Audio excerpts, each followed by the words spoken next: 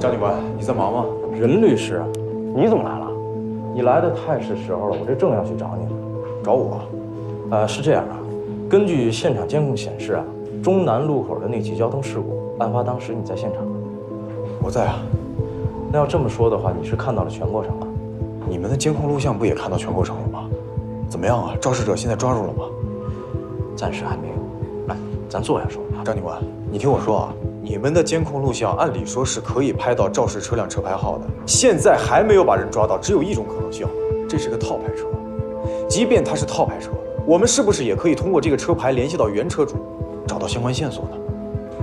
据我所知，咱们公安体系是有天眼系统的，按理说可以找到这辆车所有的行车路径，包括这个肇事者是什么时候下的车，他的体貌特征是什么样的。为什么到现在了，这个人还没抓住？现场勘测了吗？有什么证据吗？根据我多年的经验来判断，这一定不是一起普通的肇事逃逸。根据现场勘测的结果来看呢，这确实不是一起普通的交通事故。尸体查了吗？他身上肯定有什么线索。任律师，你怎么对这个案件这么关心呢？张警官，我希望你能理解一下我现在的心情。我是眼看着他被撞死的。这个我特别理解，但是你看咱们今天这个情况，是不是应该我来问你呀？这案发当时你为什么会在现场呢？我有一个朋友约我在那儿见面，说有很重要的事情要跟我讲。你这朋友叫什么？他约你什么事儿？不好意思啊，这是我朋友的隐私，我不太方便透露。那如果约你的这个人，他恰恰就是被害人呢？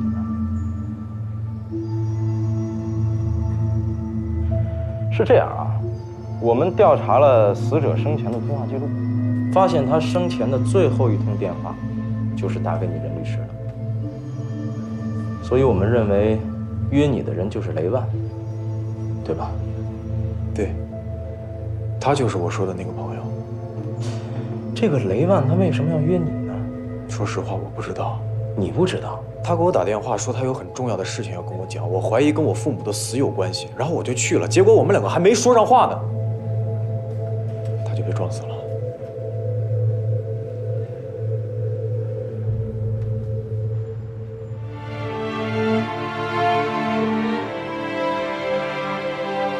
汪雷闯入魏星月家中被杀一案，引起了社会广泛关注。检察机关严格依法审查，认定魏星月、张一珍的行为属于正当防卫，决定对魏星月、张一珍夫妇不批捕。这样的处理有利于制止不法侵害行为，有利于保障公民的正当权益，有利于维护公民人身权利和住宅安全，有利于维系法律权威与人心安定。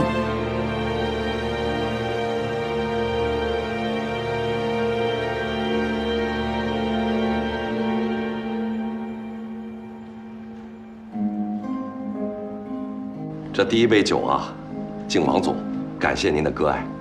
哎，姚总客气了，咱们一起喝。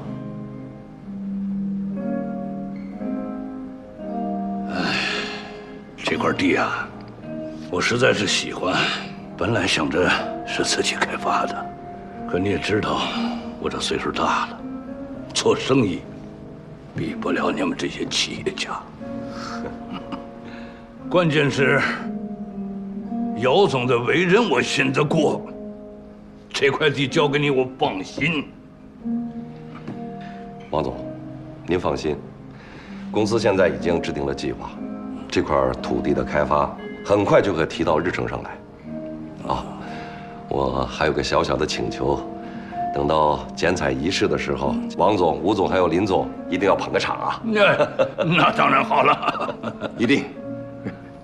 这第二杯酒啊，敬林总和吴总，二位最近真是帮了忠义不少的忙，感谢。姚总客气了，这都是我们应该做的。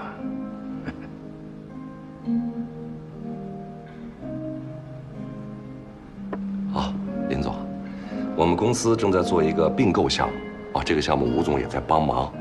现在呢，缺少一个法务，我想请林总再费费心，帮我推荐一个合适的律师。这事儿包我身上，我保证给您找全新州市最好的律师给您坐镇。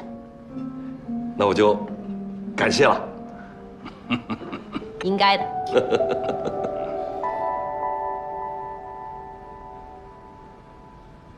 那来吧，我们不要停，继续。好。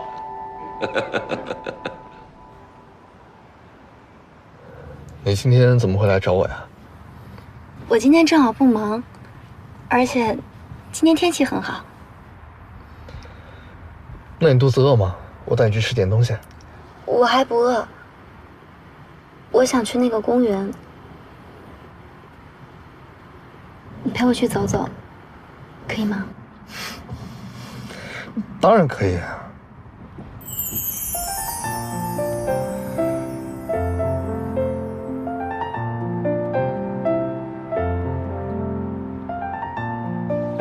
小心啊！这个地方还是跟以前一样。其实还是变了挺多的。你看，以前就没有那些木屋。还真是，还挺好看。你经常来吗？常来啊，这里对我来说有很多美好的回忆。1、2、3，走！飞好高呀！飞起来了！哇，严玲，你快看！我帮你扶着。它飞得好高哦！哇！朱姐，你等我，等我回来我就娶你。嗯，我等你。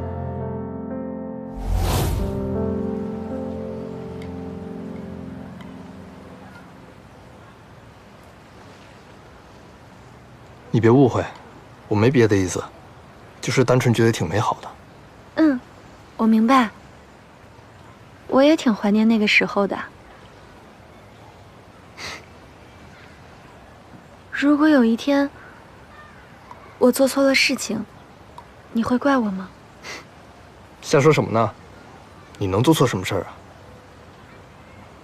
没什么，我就是随便问问。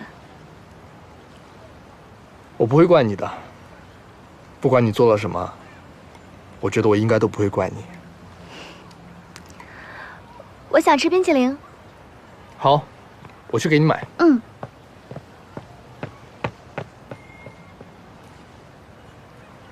哎，你好。哎，你好。雪糕多少钱一个？啊，8块钱一个。好，给我来2个。好嘞。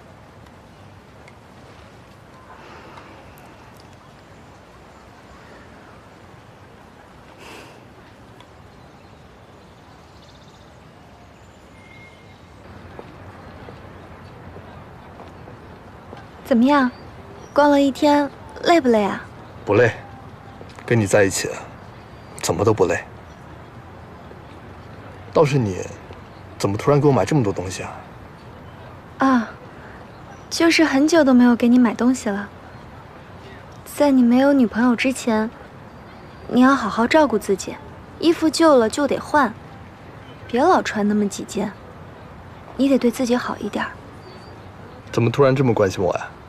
就当是这几年都没有关心你，对你的一种补偿。你能换一种方式关心吗？你这样，我都害怕，害怕你又消失了。怎么会呢？你想多了。不是说要做我哥哥吗？妹妹对哥哥就是这样的。如果我哥他还在的话，我也会这么做的。好，那我送你回家吧。不用了，我自己打车回去就行了。刚才不说要对自己好一点吗？你得赶紧回家睡觉。好。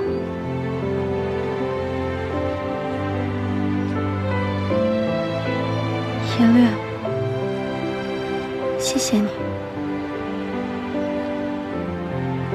谢我什么？没什么，我只是突然想到了以前，就很想谢谢你。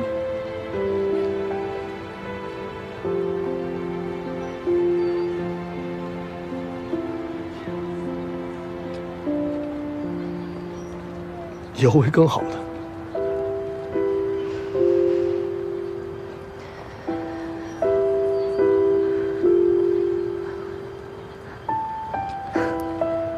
那我先走了。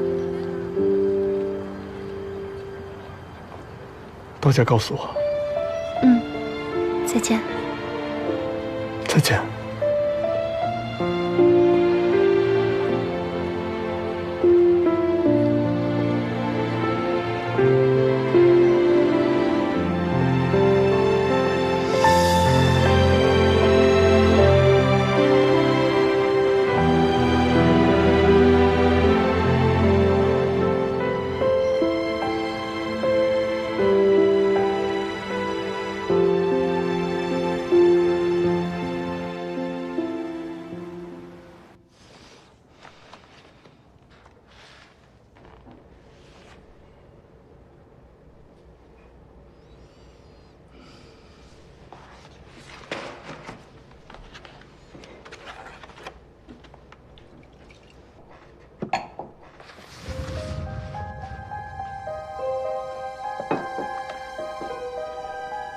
小朱啊，其实你没有必要这样嘛。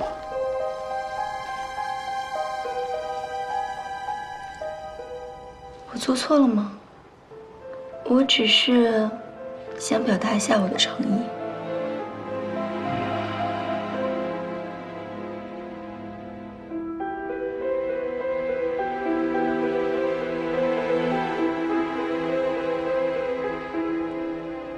反正我已经跟任天宇闹翻了，你要是不想留我的话，我走就是了。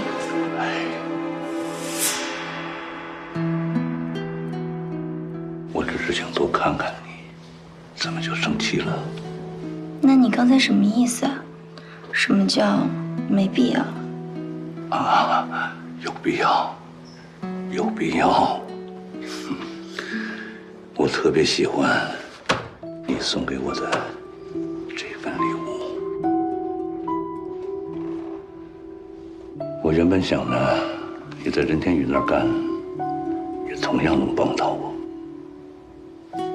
我才不要那样呢！我又不会撒谎，还演不好戏。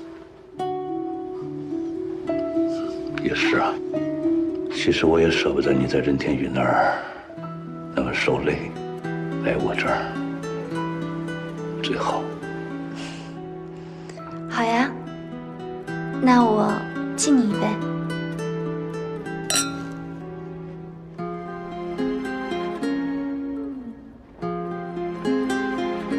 稍等我一会儿，我也有个小礼物要送给你。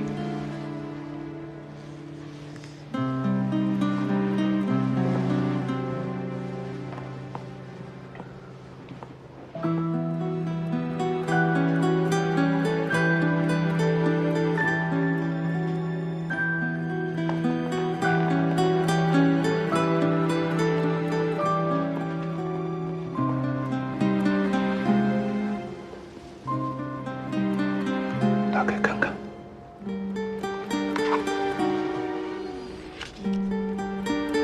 喜欢吗？那就让它作为我们开始的见证。谢谢王总。不许你以后再叫我王总。那我以后该叫你什么？那叫什么呢？叫王伯伯。胡闹。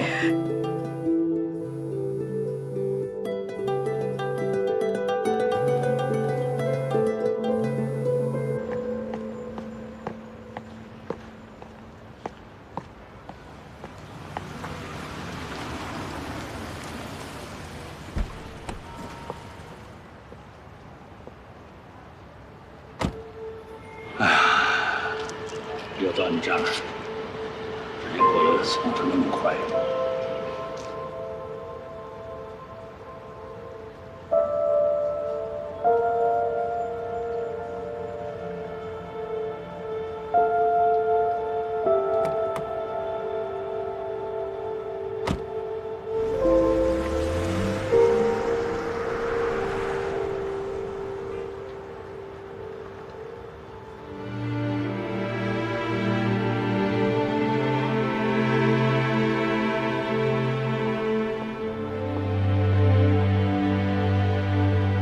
颜律，你回来了，去哪了？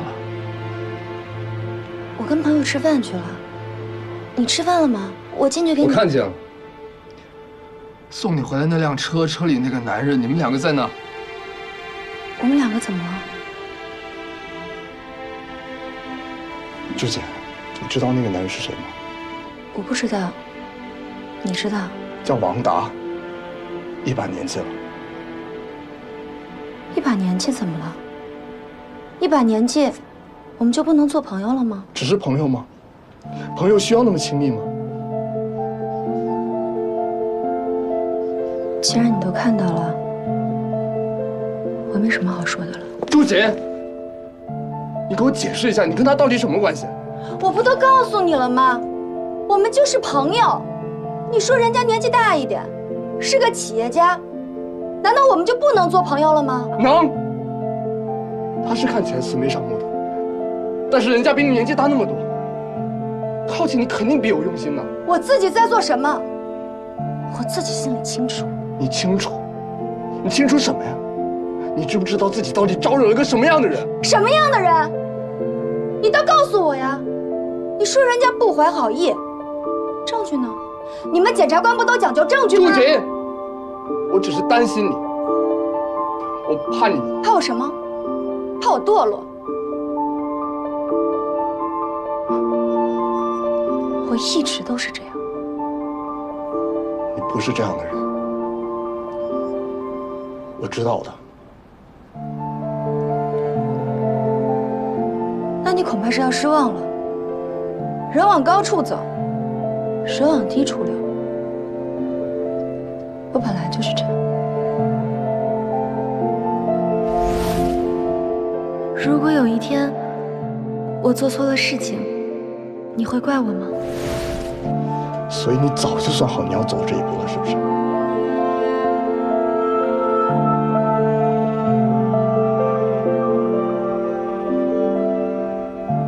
我没什么好说的。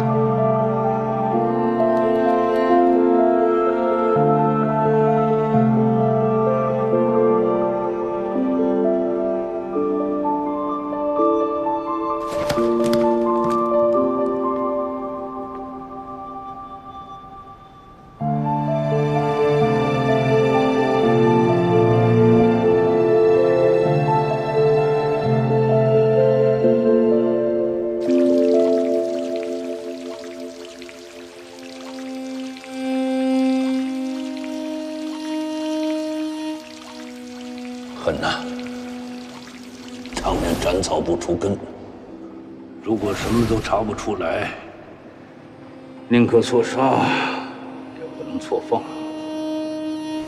对了，博文怎么样了？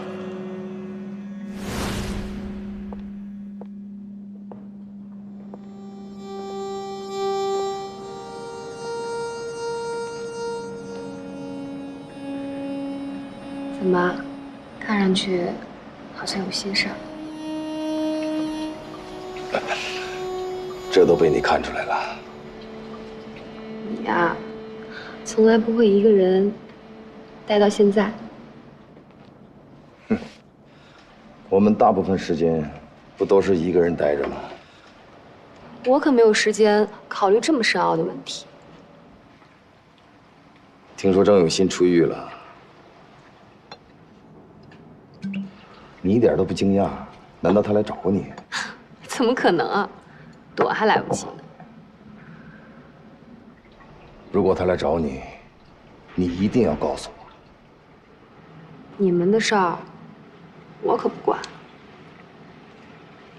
可是这次，我需要你帮我个忙。帮我保管这个。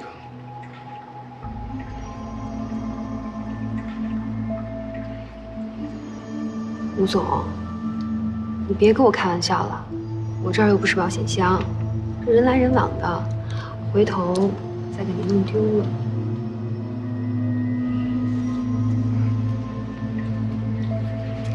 我知道你有顾虑，你怕惹上麻烦。不是的，吴总，其实按道理，您照顾我生意这么多年，我替您保管个东西，这是应该的。可是你也知道，我这儿是什么地方？这每天人来人往的，个顶个儿都神通广大的。这回头要是把这么重要的东西给你弄丢了，我可担不起这责任。明哲保身，这么多年一个人打拼，靠的就是这个吧？哎呦，你看你这话说的，就好像我就一点人情味都没有了似的。您这可有点冤枉依兰了。不行，你得罚酒。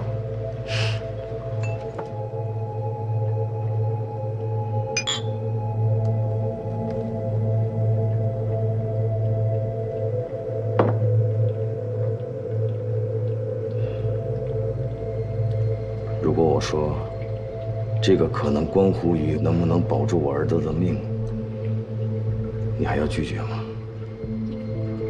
什么意思啊？博文怎么了？这里面到底是什么？这个关于一个人的秘密。那我更不敢替你保管了。你听我说完。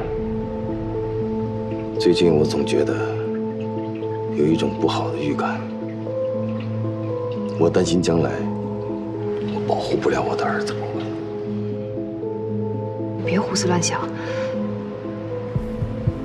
不会有事儿的。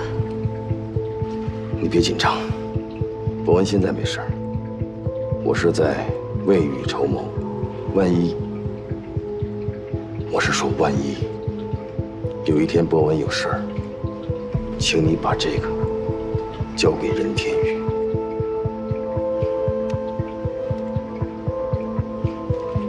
你放心，不会有人知道的。就算我求你了，现在没有人能让我相信。拜托。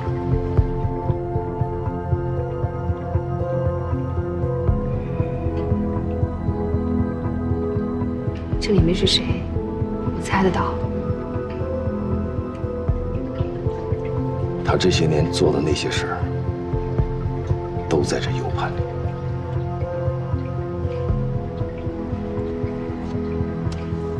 这个你也拿着，万一有什么事儿，这个钱你用得上。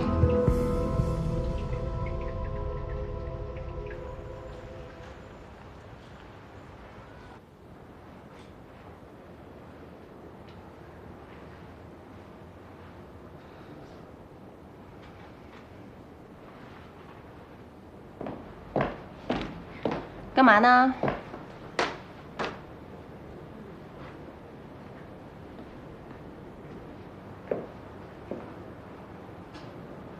想什么呢？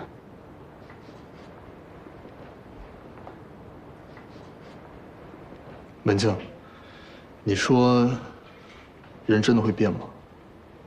什么意思啊？就是一个善良单纯的人，就变得唯利是图了，这是为什么呀？有两种可能，一呢，他本身就是一个唯利是图的人，单纯善良只不过是他的伪装而已。不会。那就是第二种了，有苦衷，有难以言说的理由。不过这都是电视剧的桥段了。什么苦衷啊？你都没有跟我说是谁，我怎么知道啊？颜律，你不会是遇上感情的骗子了吧？你是被骗钱了，还是？你说你这脑袋里一天到晚想什么乱七八糟的？倒是你，最近怎么样？我很好啊，我们每天见面，你还不知道啊？我问你，那是问你和任天宇。我不想提他。这么讨厌他？跟陌生人之间呢，没有什么讨厌不讨厌的。文静，其实有件事儿，我一直想告诉你。什么事啊？廖母的住院费是任天宇交的，几百万的费用不是小数目。我不知道你跟他之间有什么误会，但任天宇不是坏人。你怎么知道的？朱姐，他还说任天宇嘱咐过他，千万不能让你知道。但我觉得你有知情权。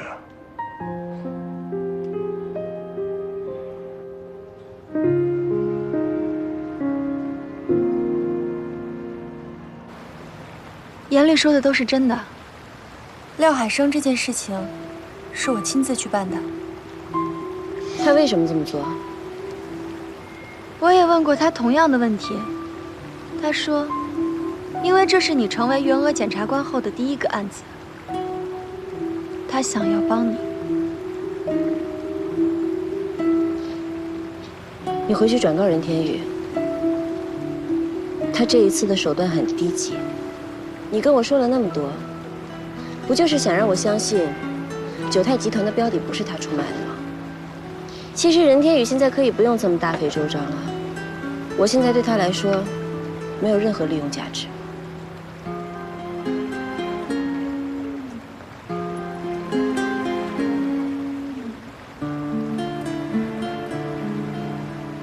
你先听听。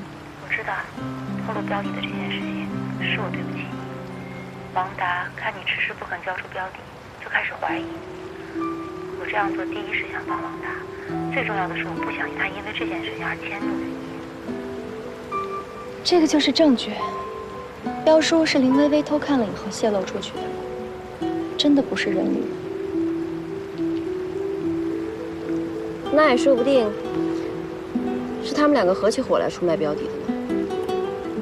我知道你不会那么容易的相信他，但这件事情真的不是他做的，而且他现在的处境真的很难。他的处境很难，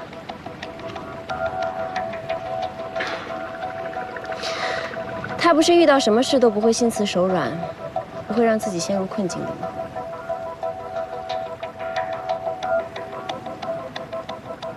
我知道你对他还有误会，但我希望你听了这段录音以后，至少你相信出卖九泰集团的人不是他。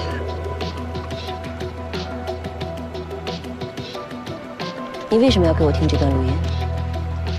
因为我相信你是会保护他、对他好的那个人。我不希望他和会给他带来伤害的人越走越近。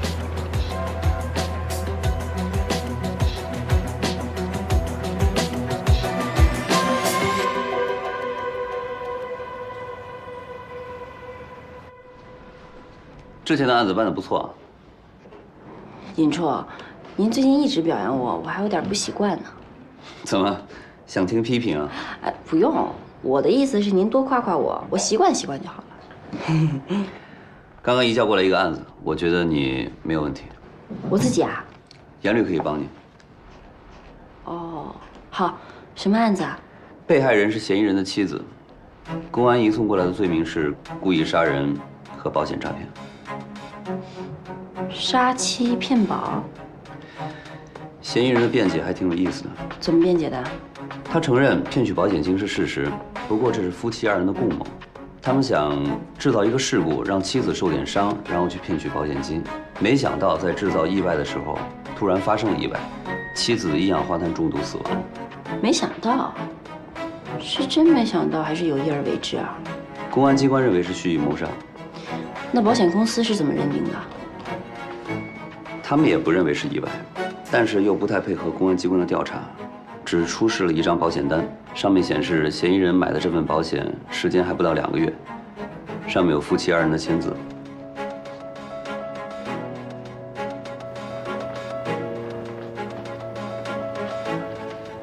你让我接这个案子？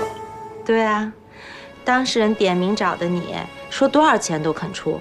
你说这种案子，我想不接都不行。现在还有人让我代理案子？当然了，我不都是跟你说过的吗？风波只是一时的，你看这才多久，就有人找上门来了。行，把资料放这儿了。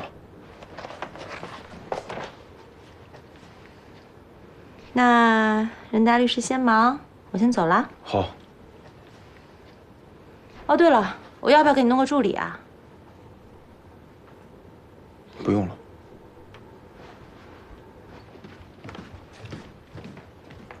林总，这个案子为什么要交给任律师？有什么问题吗？可是律所很多律师想接这个案子，为什么偏偏要给任律师啊？我不是说过吗？是当事人点名要的任律师。可是没有人想要。我说有就有。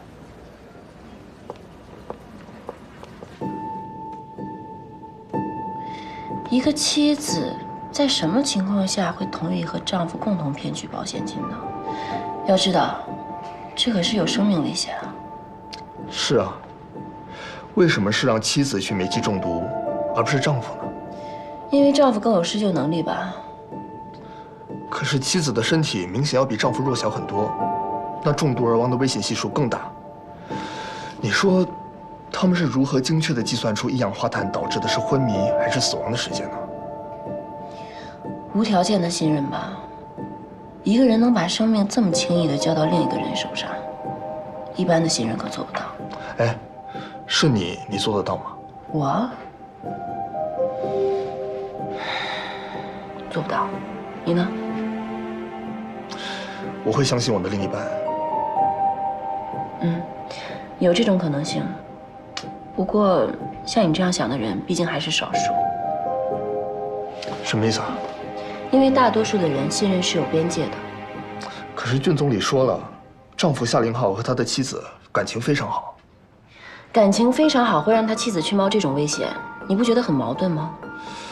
是，我也一直想不明白，你说为了这130万保险金，这么做值得吗？大哥，你一个月赚多少钱？你不吃不喝攒多少年能攒到130万？10几年吧。对呀，对于工薪家庭来说，这130万可不是个小数字。不过你说他要这么多钱干什么呢？他骗保的动机又是什么呢？这样，我联系了被害人的工作单位，我们先去看看吧。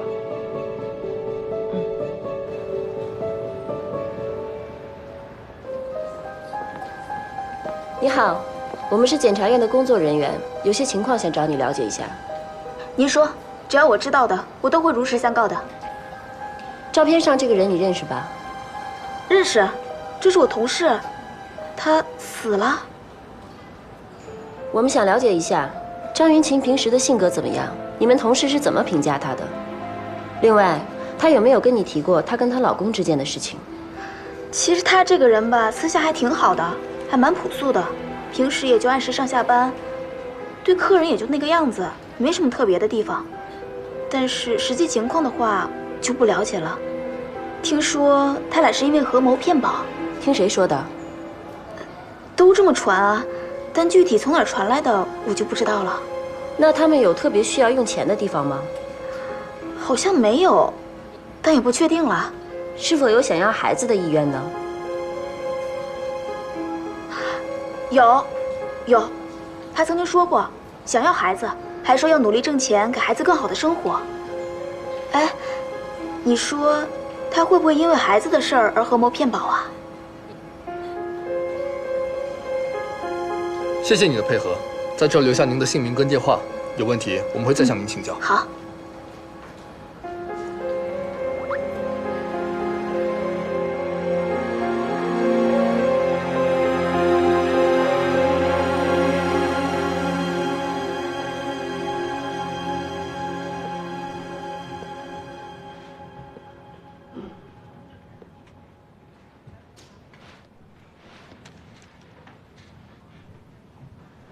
谢雅，我看你都在办公室闷一天了，这个案子这么难吗？案子不难，就是这么简单的案子，为什么要交给我来做呀？还不是因为你名气大，人家点名要的你。如果你不想接，我给你推了就是了。没必要，这些事儿我无所谓的。这个案子在检察院那边还是蒋文静主办。然后呢？没有然后，我就是怕你心里不舒服。你要真怕我不舒服，就不会接这个案子了。我好奇的是，这个夏凌浩能出多少律师费，让你不惜去得罪检察院呀？你不用好奇了，想办法把案子打赢吧。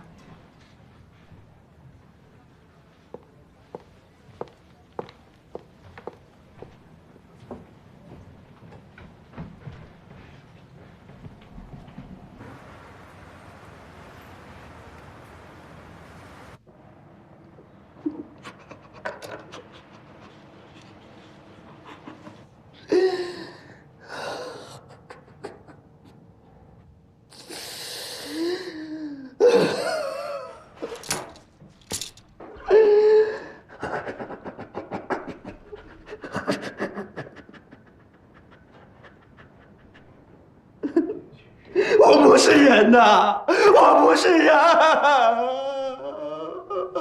我老婆死的好惨啊！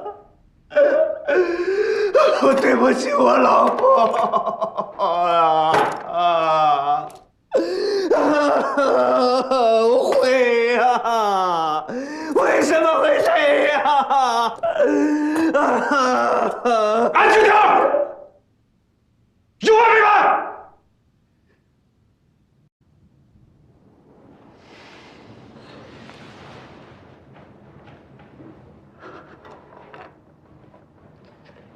都怪我，怪你什么呀？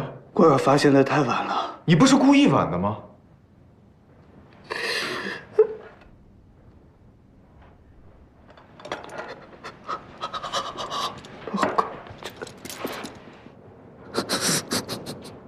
那我们现在说说你妻子到底是怎么死的？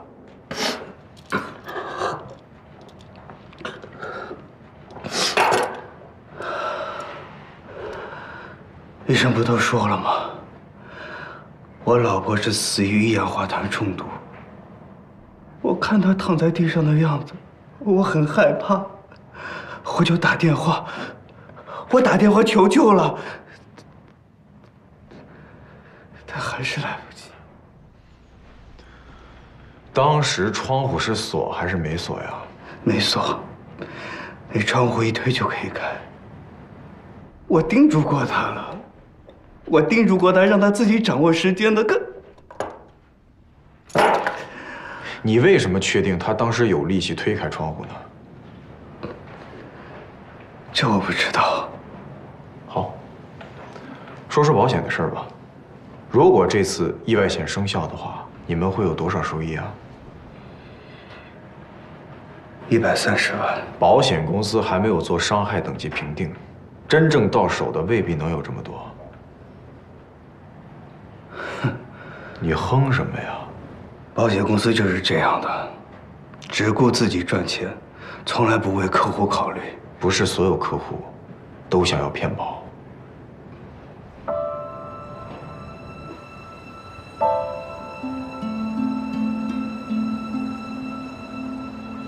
这里离地面4层楼高，下面是草丛，土质松软，从这个高度摔下来可能会摔伤，但应该不会摔死。在封闭的环境里打开煤气，营造出一氧化碳中毒的环境，然后在求救的时候意外坠楼。夏凌浩说他可以控制时间，保证人没事，他怎么控制啊？应该是让妻子一直待在窗户附近，一有眩晕感，立刻开窗跳下来。都眩晕了，还有力气开窗吗？夏凌浩自己说了。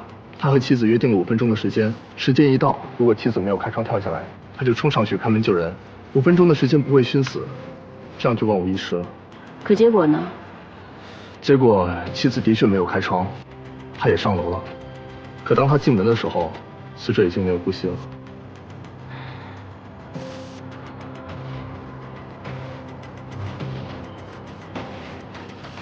我们可以看一下监控，说不定会有帮助。据夏凌浩自己交代，他们之所以制定这样的骗保计划，就是因为这个小区的监控没有完全覆盖，这片是盲区。不过案发以后都增少了。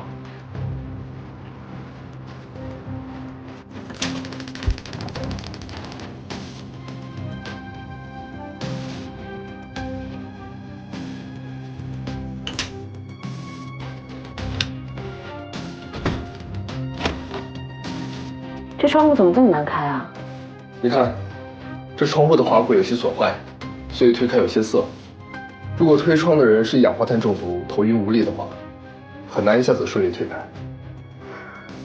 不应该啊！这房子建了没几年，窗户不应该这么快就坏的。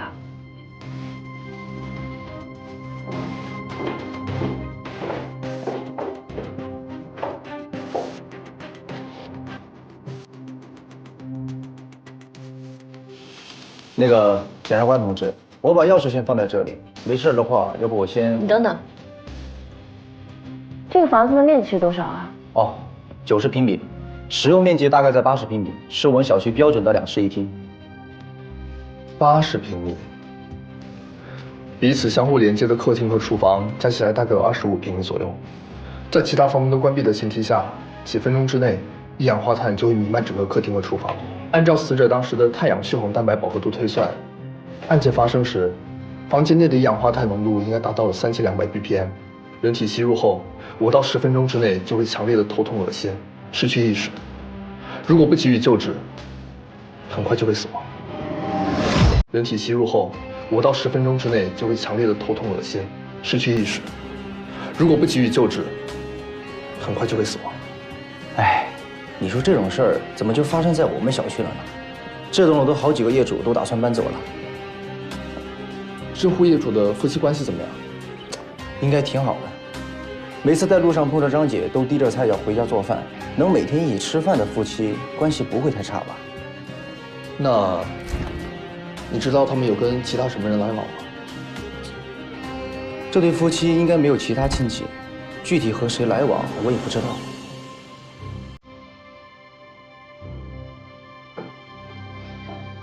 从厨房可以看出一个家的女主人的秉性。这个女主人很会持家，也很爱家。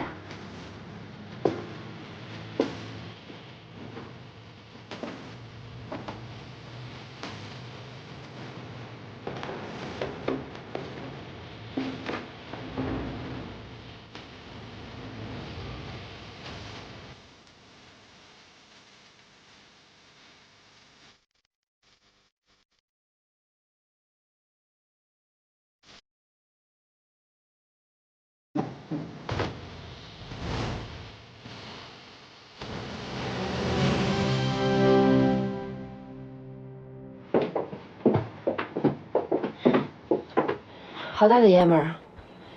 夏凌浩是个老烟鬼了。这就是他说的给孩子准备的那间房。现在看来，更像是夏凌浩为打游戏准备的。他一个人在这打游戏。他们分房睡。可能是夏凌浩打游戏打累了，或者下班回来晚了，不想打扰张云琴，就一个人在这休息了。现在看来，一切都和夏凌浩说的差不多。夏凌浩和张云琴收入不高，想通过骗保捞一笔钱，但一时意外导致了张云琴的死亡。假设你是夏凌浩，你会怎么计划这次骗保？我？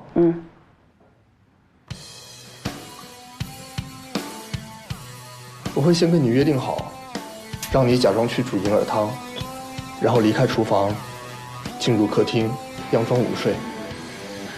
待银耳汤煮沸溢出，把火焰扑灭，造成煤气大量泄漏。然后我在附近等着，并且跟你约定好暗号。如果你有些不舒服了，立刻推开窗户；如果没有，马上通知我，几分钟之内我就会上来。通常人们意识到自己中毒的时候，都会去想着开门、开窗自救，但只有少部分人能做到这一点。大部分的人都会产生抽搐、抽筋，甚至口吐白沫。张云琴也是这样，她发现自己煤气中毒，跌跌撞撞的想跑到卧室去求救，结果发现自己根本做不到，最后晕倒在地，抢救无效死亡。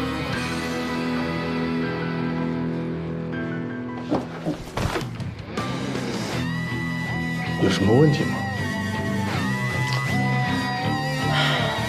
听起来好像没什么问题。对了，上次呕吐物的检查结果出来了吗？还没，说是成分太复杂，目前还没有鉴定出具体有哪些成分。那我们能不能麻烦鉴定机构的专家进行2次检测？我总觉得里面有什么关键线索。好。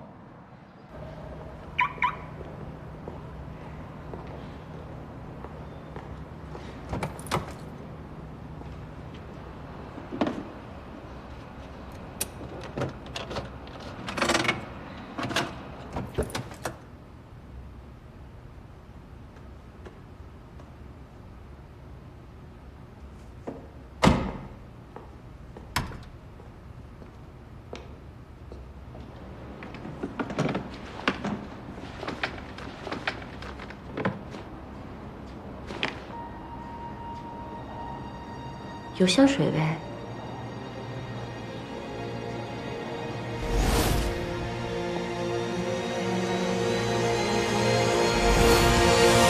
他们家没有这种香水。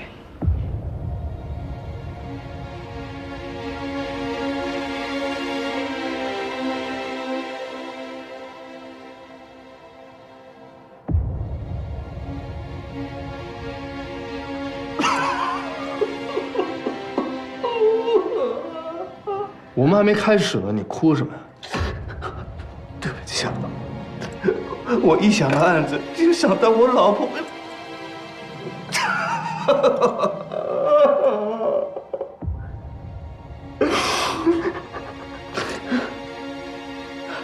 对不起，对不起。夏林浩，你跟公安机关交代的说你跟你老婆商量好了，煤气打开的5分钟后。如果他不开窗，你就跑回去救他。是。根据医护人员的证言，他们到达现场时，你老婆已经牙关紧咬，全身抽搐，面唇呈樱红色，这已经是一氧化碳中毒的症状。根据他所处的环境判断，他与一氧化碳接触的时间已经有10分钟了。那迟到的5分钟你去了哪里啊？我往楼上赶呢，我着急往家里跑啊，那时候。我们去你家调查过了，楼层不高，以你的体力跑上去大概也就1分钟吧。是的，我跑太慢了，跑太慢了。我要是跑快点，我媳妇就不可能死了。我会呀！我为什么不跑快一点？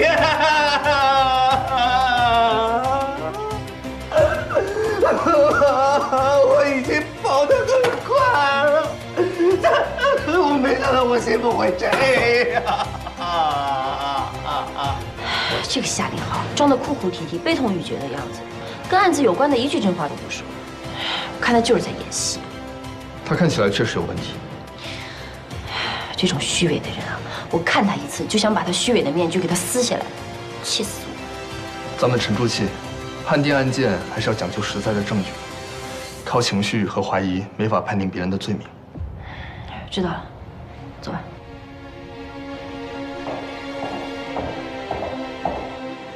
就是这个快递。什么东西啊？都是些生活用品。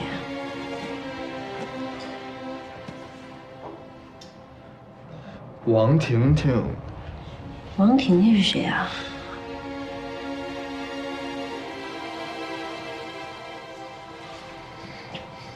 您拨叫的号码是空号。空号。先把底单拍下来吧。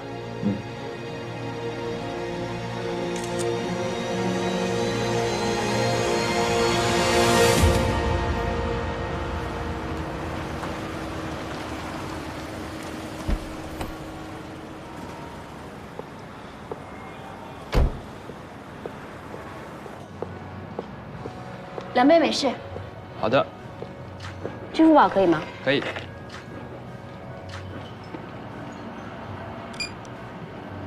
请在一旁稍等一下，谢谢。谢谢。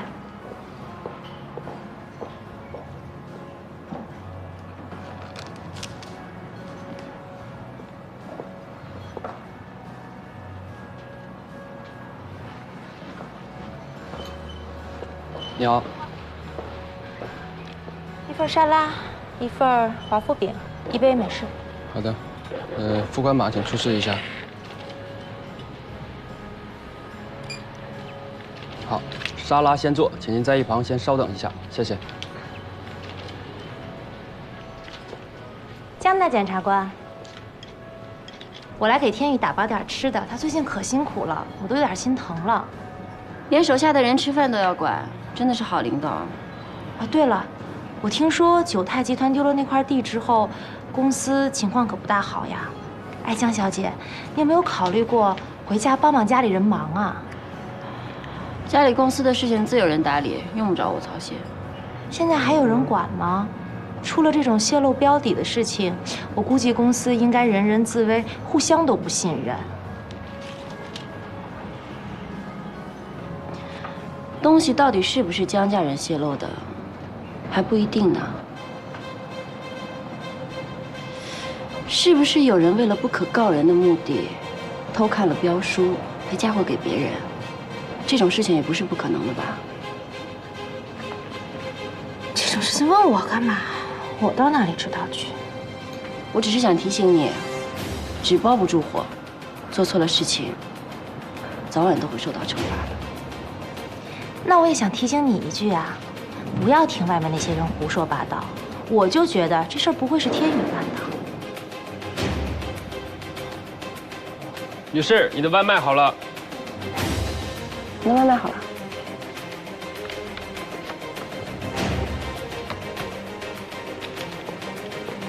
对了，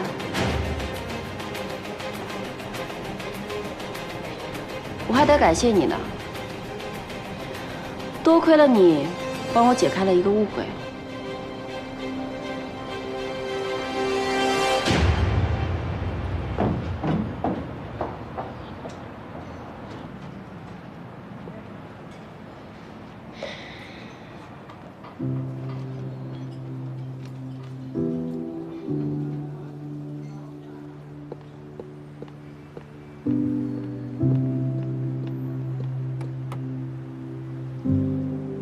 给咖啡，谢谢。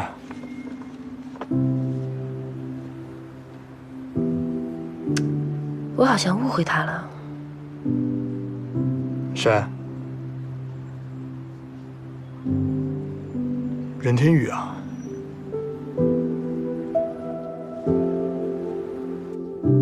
好消息，警方联系到了快递方，查到了这个王婷婷的寄件点。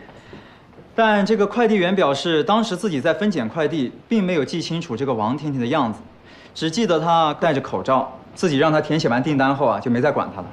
可是那个王婷婷留的是个假号码，我们就找不到她了。现在我们以快递员所送的那一片区域为基准点，开始搜索这个王女士。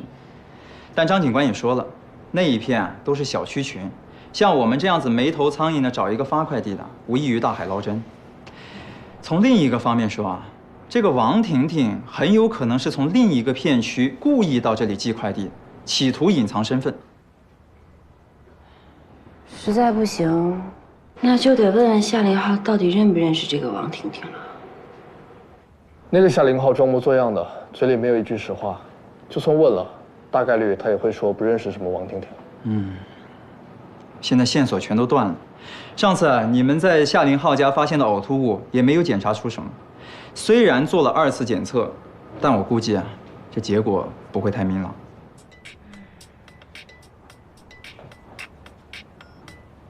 喂，陈法医。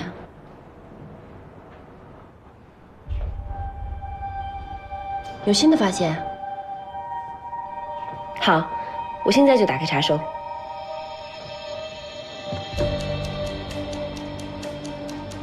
我发到群里了。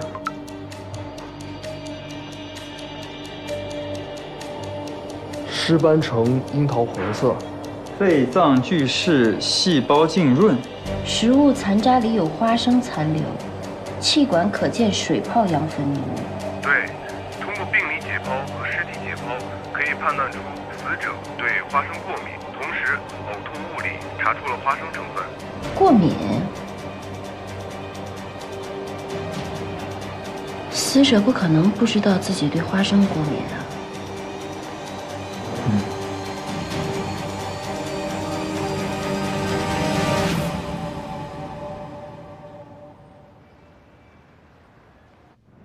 夏林浩，没想到你人虽然进来了，还有人继续关心你呢。你什么意思啊？狱警已经把这个交给你了吧？寄件人是谁呀？王婷婷跟你什么关系？我不认识他，我收到东西的时候我都懵了，这可能是他记错了吧？你别装傻充愣，记错了能寄到看守所？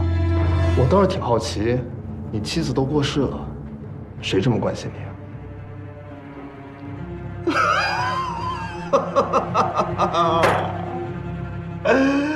如果我老婆在，她一定不舍得我一个人在这里受苦。行了，别嚎了。夏林浩，公安机关勘验现场时，在你家地板上发现了一滩呕吐物，这是怎么回事啊？呕吐物？我也不知道啊。我们检验过了，呕吐物里面的成分很复杂。侦查阶段，公安机关委托了鉴定机构，也没有鉴定出来里面是什么成分。不过审查期间，我们又委托了鉴定机构进行了2次检测。经检测，呕吐物里面含有花生的成分。法医根据氧化的程度判断，是死亡前3小时服用的。你应该知道你老婆对花生过敏吧？我不知道啊，我真的不知道。我和她结婚那么多年，我没有见过她对什么过敏。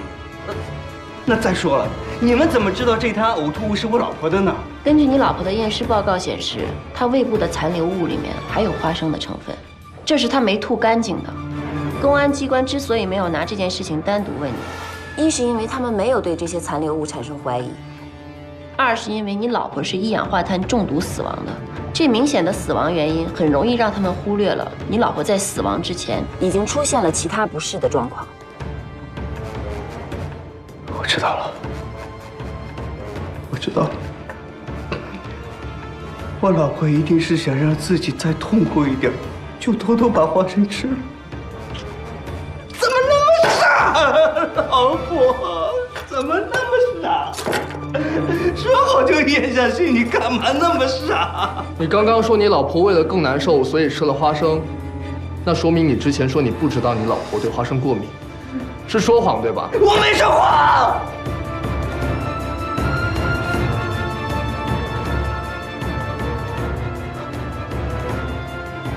无所谓了，无所谓了，你们说什么就是什么吧。反正我老婆死了，我真的也不想活了，我不想活了。你们枪毙我吧！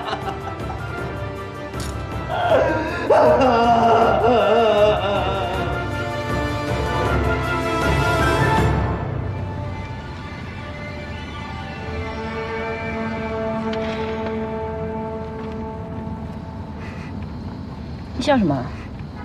我笑你每次审完夏林浩就气得不行。你也看到了，他每次都是那样，一哭二闹三装傻。问他什么他都说不知道，他以为这样我就没办法了。等张警官找到那个卖花生的人一指证，到时候不需要他的证词，我一样能让法官治他的罪。喂，张警官。好，知道了，谢谢啊。他怎么说？他说他们又派人去夏林浩家附近的片区转了一圈，卖花生的摊贩很多，但都没见过他。一个也没见过啊？没有。你说这花生夏林浩也不能自己种出来吧？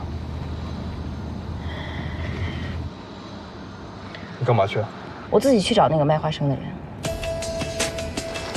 你好，你们这里卖花生吗？有。这有新鲜的，要多少？那您见过这个人吗？不买花生啊？没见过。我们再分头打听一下吧。好。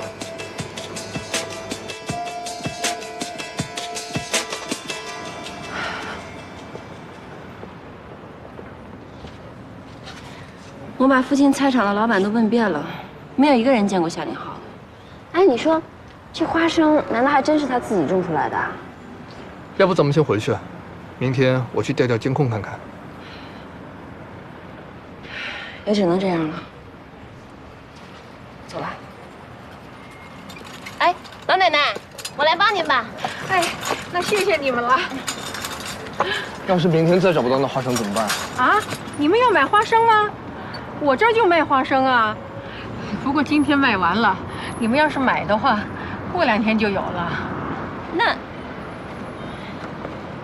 您见过这个人吗？有印象。哦，对，他在我这儿买过花生，他挺大方的呢。他跟我这儿买了挺多花生的。当时我说要找他钱，结果他走得好快啊，说不用找了。怎么？你们要找他啊？谢谢。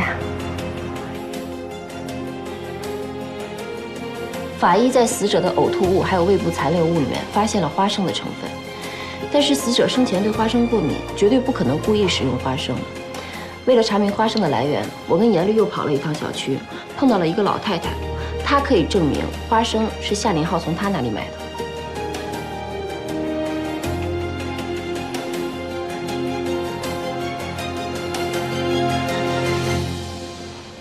余出尹绰，有什么不妥吗？案子诉了吗？诉了，应该就快开庭了。这么快？这么说吧，我们压根儿就不相信夏林浩说的话，明显他就是想杀了他老婆骗保，现在又骗我们司法机关说什么意外，怎么可能啊？不过诉了就好。你相不相信是一回事儿，你用法律规定的方式把它证明出来是另外一回事。死者对花生过敏，死前吃过花生，夏林浩案发前又买过花生，这中间联系不就证明了吗？夏林浩买过花生，就能证明死者吃过花生吗？他小区的4个门口都是有监控的，根据监控显示的情形来判断，案发当天死者是没有出去过的，他的小区里面也没有什么吃饭的地方，所以他大概率是在家里吃饭，他也不会故意的去吃花生，家中又没有别人，所以夏林浩让他吃的可能性极大。如果夏林浩一口咬定是死者误食了花生，你怎么应对？这个，那个老太太的证言交给法院了吗？是的，这个是重要证据，我还要申请她出庭。我总觉得哪里怪怪的，但是又说不出来。我建议你慎重对待这个。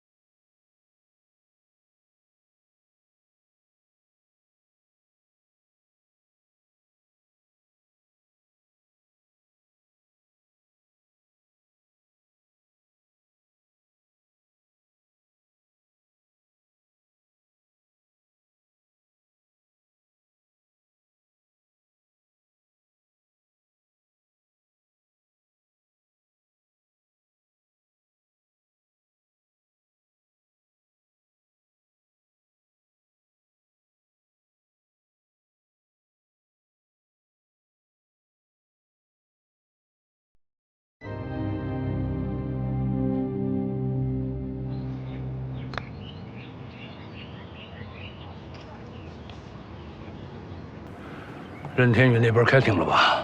开庭了。有胜算吗？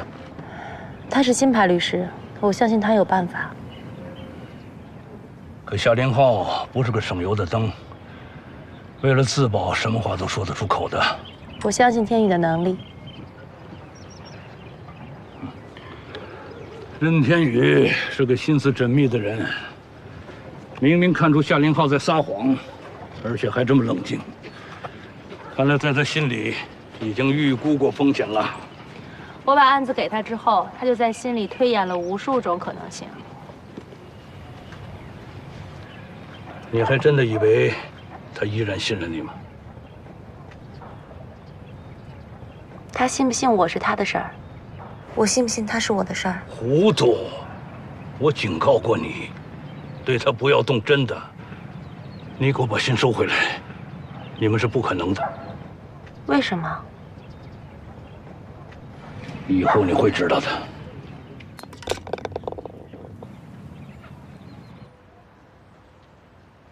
我们商量好的，钱到手之后，一人一半。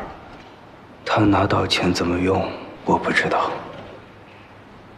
但是我是想存起来，毕竟这钱是他拼了命换来的，我想为将来做打算。被告人，按你所说，如果你妻子受伤的话，你可以拿到多少赔偿金？130万。如果你妻子死亡的话，赔偿金的数额有变化吗？不会，还是130万。那你有申请理赔吗？有。什么时间？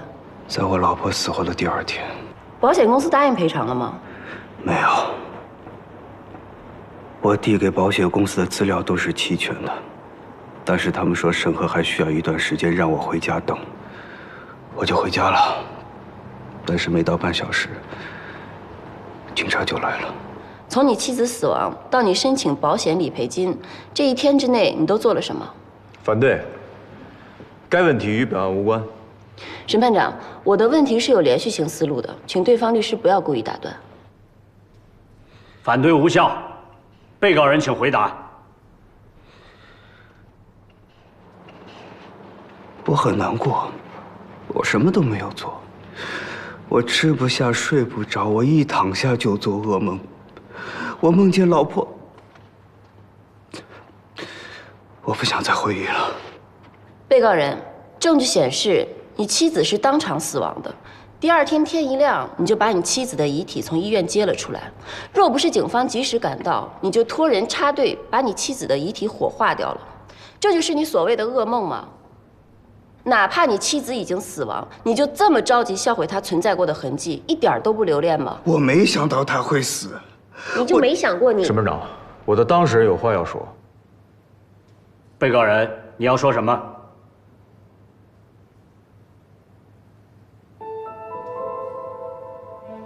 我把我老婆接出医院，是不想送她进太平间；我着急火化，是不想警察解剖她的尸体。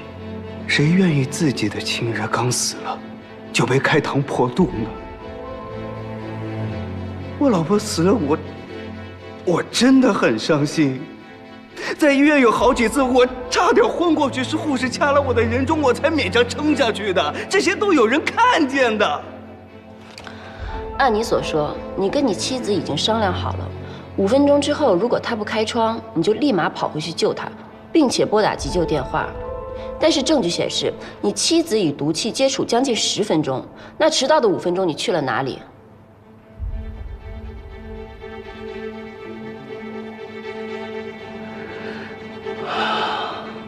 ？5分钟后，我是要去救我老婆的。但是在进大门的时候，我发现我忘带了门禁卡，然后我就按了很多邻居的门铃，但是因为紧张，我没有表明自己的身份，没有人愿意给我开门。当有人给我开门的时候，已经来不及了。这个问题我之前就问过你，你当时为什么没有回答？还有，你说的这些有什么证据吗？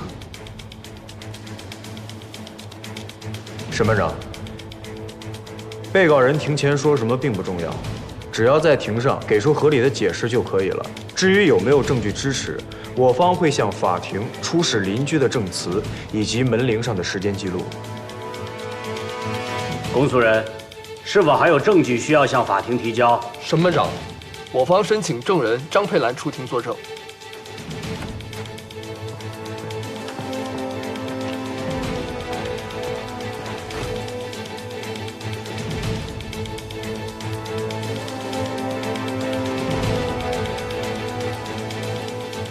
证人，你要如实向法庭作出陈述。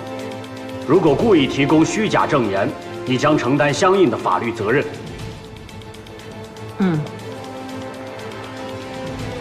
就是他，在我那儿买过1回花生。你怎么能够确定跟你买花生的就是他呢？那是因为他那天买的挺多的。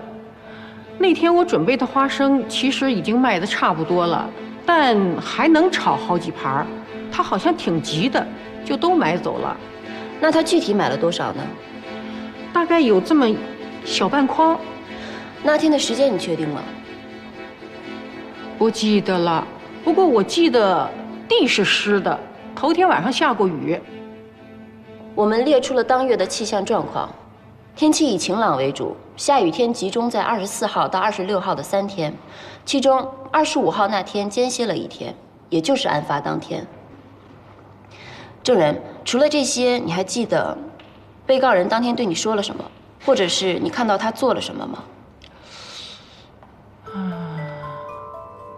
哦，对了，他急急忙忙买花生的时候说了一句：“他中午要给老婆做饭。”你确定是亲耳听到他说的吗？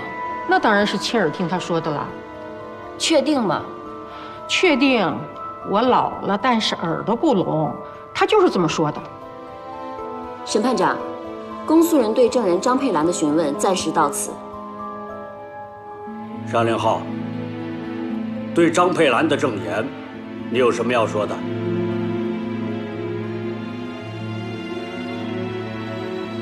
是他教我说的，是你教我说的。审判长，我坦白，刚才我所说的一切都是他教我说的。他让我说我忘带门禁卡，然后按了邻居的门铃，从而导致时间的耽搁。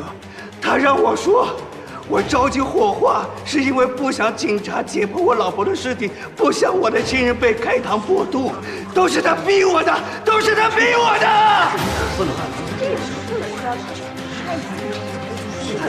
肃静。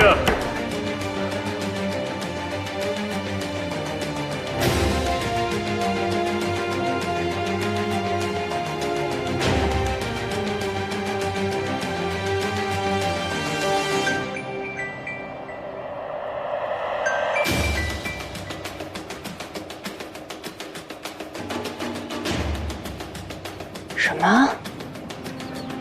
等我回去再处理。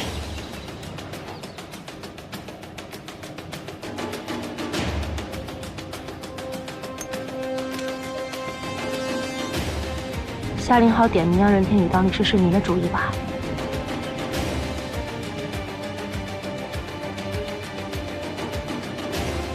夏凌浩犯的罪，也许只有任天宇这样的人才能帮到他，不对吗？夏凌浩一口咬定是任天宇教他撒谎的，您到底给他什么好处啊？他死就死了，干嘛要拉一个垫背的？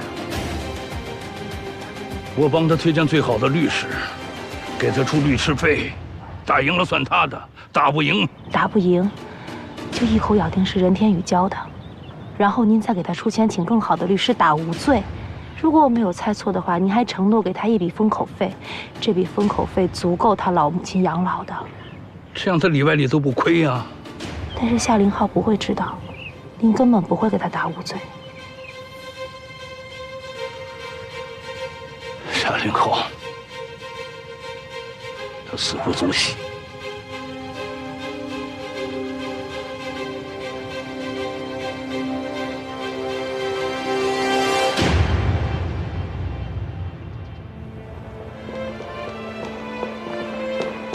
任天宇，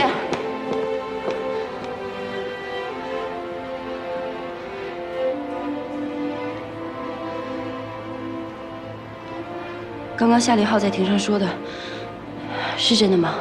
我知道你又要说，我不配做律师。以后离我远一点。对不起。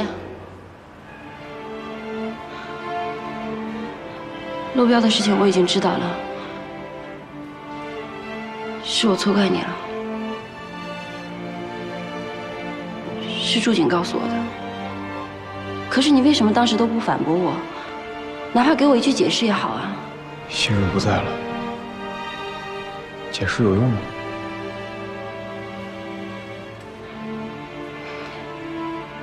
但是如果今天你说不是，我就相信你。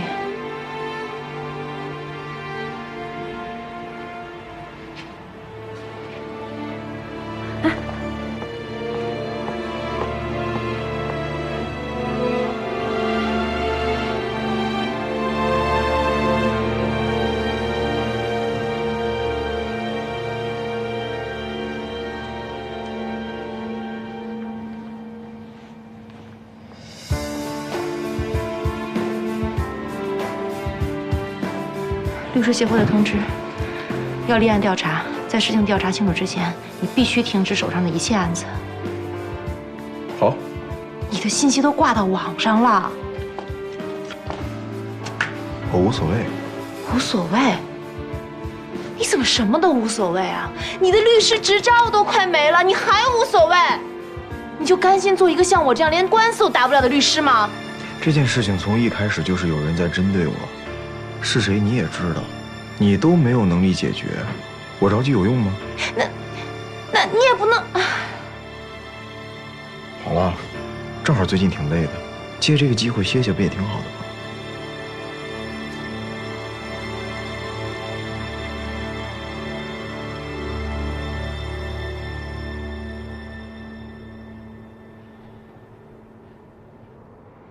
人渣倒霉了，你怎么一点反应都没有啊？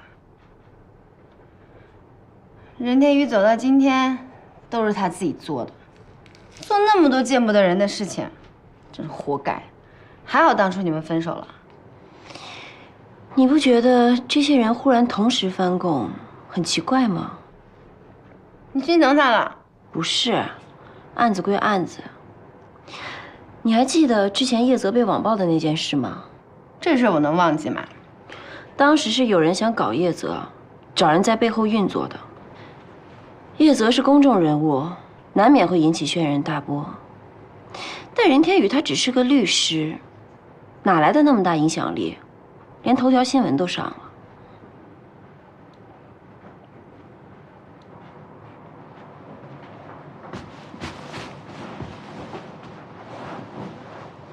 我有点不太明白你的意思。我记得以前有人跟我说过，如果所有人的矛头突然都指向一个人，那一定是有人在背后引导舆论。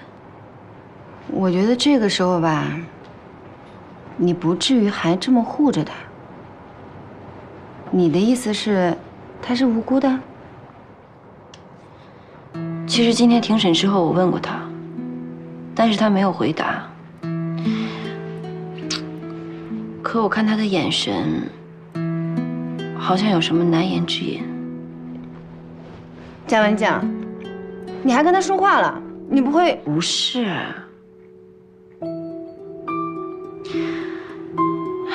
其实祝锦之前找我解释过，他给我听了林薇薇跟任天宇的录音，漏标的事情都是林薇薇搞的鬼，跟任天宇没有关系。那你还不赶紧去告他？没有实质性的证据证明就是林薇薇，怎么告啊？那倒也是。之前我说任天宇是黑心律师，他没有解释。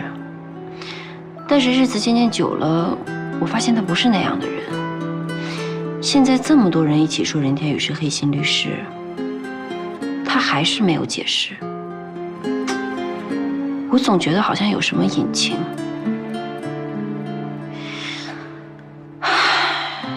既然我不能让夏凌浩逍遥法外，也绝对不会让任天宇蒙受不白之冤。静儿，我觉得你变成熟了。这还用你说啊？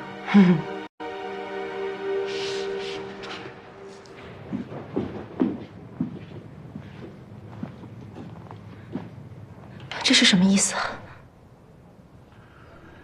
暂缓年审而已，我还没让他的律师执照吊销呢，急什么？您到底为什么这么针对任天宇啊？吊销执照，您知道对于一个律师来讲意味着什么吗？我当然知道。倒是你最近3番5次的为了任天宇闹脾气，我想劝你想清楚了再跟我说话。我只是不愿看到有任何人再像我一样被吊销律师执照，被行业封杀。区一个律师执照，你要跟我提多少年？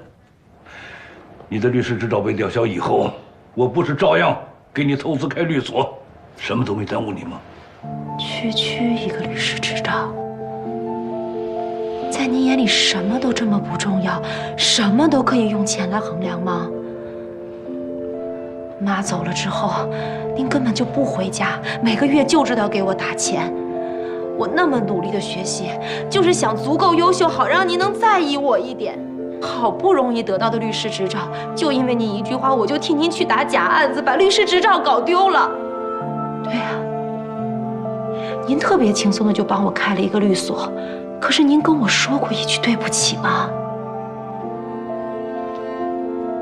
您只在乎我是否能帮您达到目的，根本不在乎我为了您的目的付出什么代价。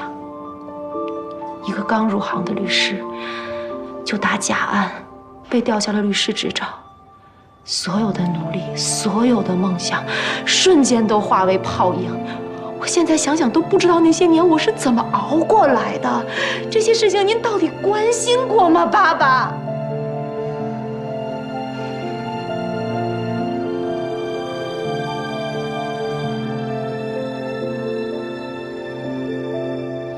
薇薇，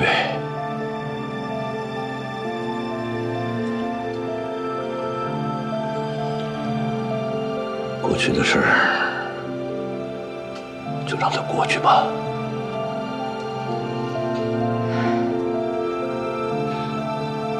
您到底为什么这么容不下任天宇啊？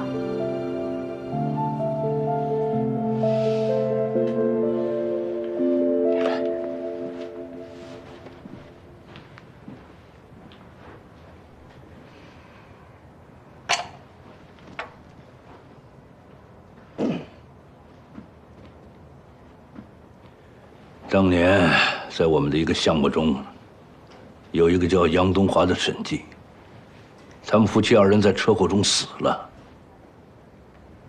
这跟任天宇有什么关系啊？那对夫妻就是任天宇的亲生父母。这件事情，当年警察已经查清楚了，是因为卡车司机酒后驾驶导致了意外事故。可任天宇就是不相信，一口咬定是我干的，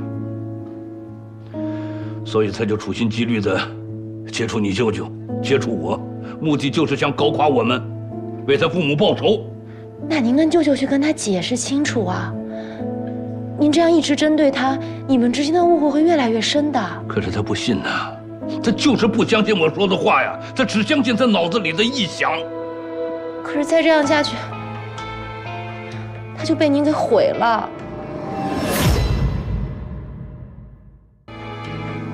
放心吧，薇薇，爸呢只是想吓唬吓唬他，不会去真的对付他的。只要他放弃朝我们报仇的想法，我立刻就撤销那些舆论。等他冷静了，我再去找他解释当年发生的事情，总行吧？您真的会放过他吗？哎呀，放心吧，爸不会骗你的。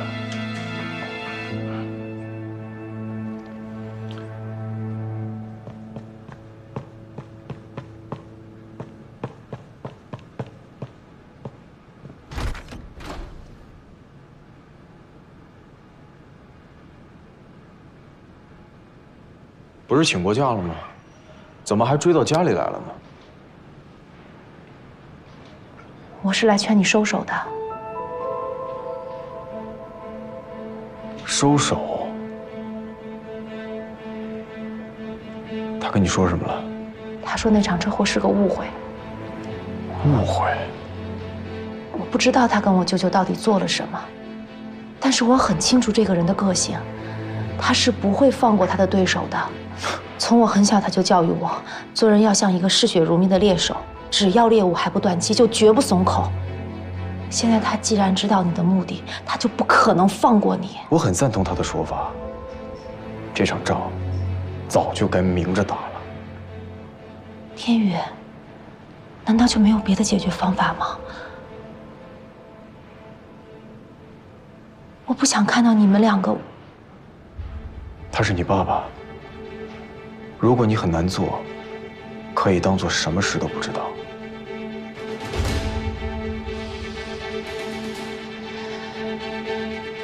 无论如何，我无法接受你们中任何一个人出事。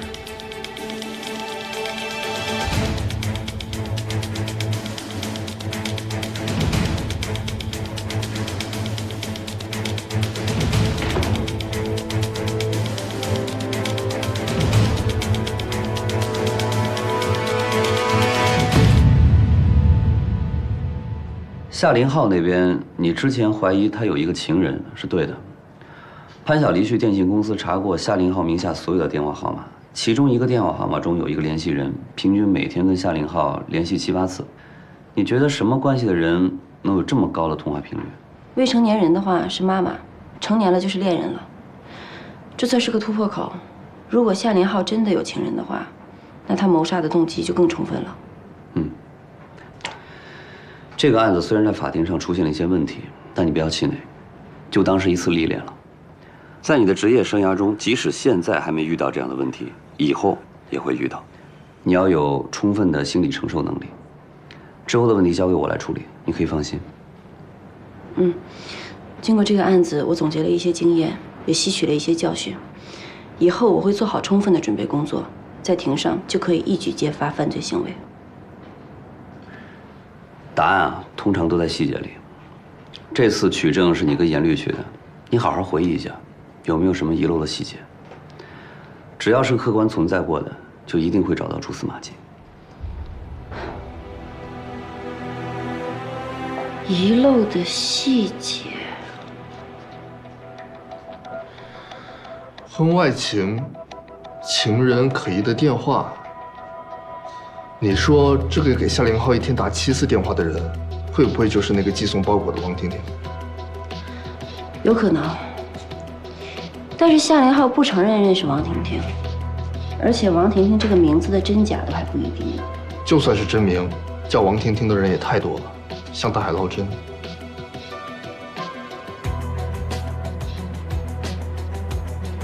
我们再复盘一下这个案件的过程。好。夏林浩跟自己的妻子商量好，骗取130万的保险金，采用了煤气中毒的方法。如果煤气打开后的5分钟内，妻子没有开窗，他就立刻跑回去救她。实际上，他用了不止10分钟上楼，导致妻子不治身亡。之后便着急的要将自己妻子的尸体火化，申请保险理赔，结果被警方扣下。经过法医鉴定，妻子的确是死于一氧化碳中毒的，同时也在她的呕吐物、胃内容物中都发现了花生的成分，而且还检测出她对花生过敏。夏林浩的老婆离奇死亡，很明显这里面有蹊跷。而且卖花生的老太太也说了，夏林浩的确在她那里买过花生。推断，夏林浩先是在饭菜里边放入了花生，让自己的妻子在未察觉的情况下吃下花生，然后按照他们事先商量好的，打开煤气煲银耳汤，假装忘记，造成煤气泄漏。为了确保自己的妻子死亡万无一失，夏林浩在楼下故意拖延时间，刻意造成自己的妻子花生过敏，让妻子在毫无反抗能力中倒地。可是我们没有办法证明，那花生是夏林浩给他妻子吃的，还是他妻子自己主动吃的。妻子已经同意跟丈夫冒险骗保，而且是拿自己的生命健康作为代价。如果再主动的吃下能让自己过敏致死的花生，那他一定是疯了。有2种可能：一是他妻子自己想死；2是夏林浩谋杀。如果是妻子不想活了，夏林浩一定会以此来脱罪，可他一句都没有提过，一直在强调他们的感情非常好，甚至情绪有些夸张了。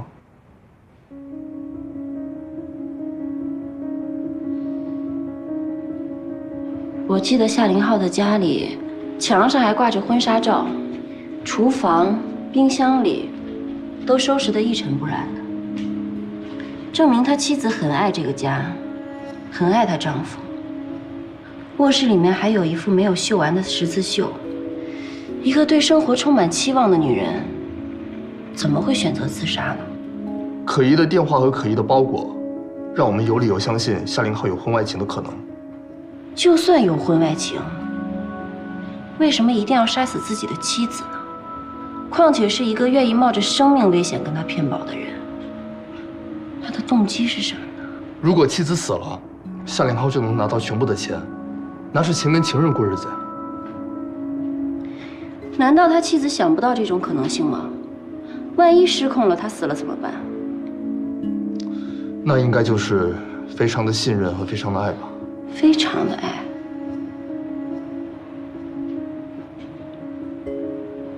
非常态的爱。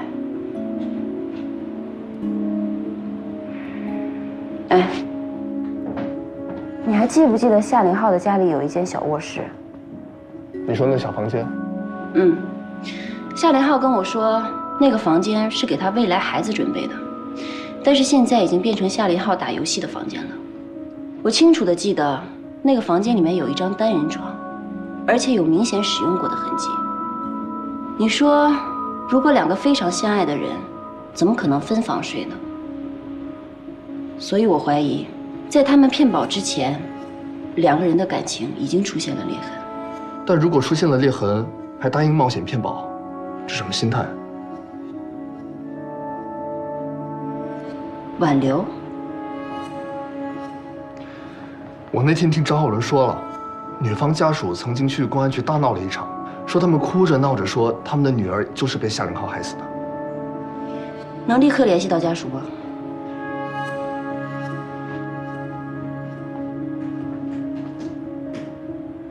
好，阿姨，谢谢你啊，您放心，我们一定会查出真相的。嗯。根据死者的母亲回忆，半年前女儿曾经跟她哭诉抱怨，说都怪自己的身体不好，得了卵巢囊肿，难以受孕，再加上过敏体质，常年吃激素类药物，很难给夏林浩生孩子。还说夏林浩是家里的独子，想传宗接代。后来又跟母亲说过，夏林浩对她的感情变得非常冷淡，非常痛苦。这样说来，夏林浩背叛婚姻的可能性更大了。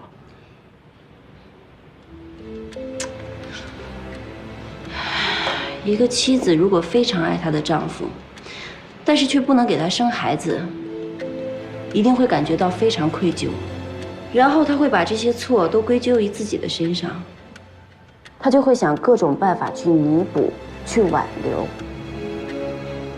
所以就非常可能会答应夏林浩的这个请求。而且我相信，夏林浩一定还会花言巧语地骗她，说如果我们有了钱，就可以去做试管婴儿，可以领养。这样的话，他妻子一定会非常同意的。嗯，我完全同意你的分析。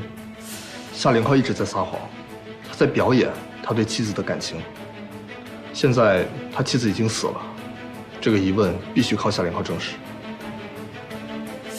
或者是夏林浩的情人，再或者见证过他们两个感情的人。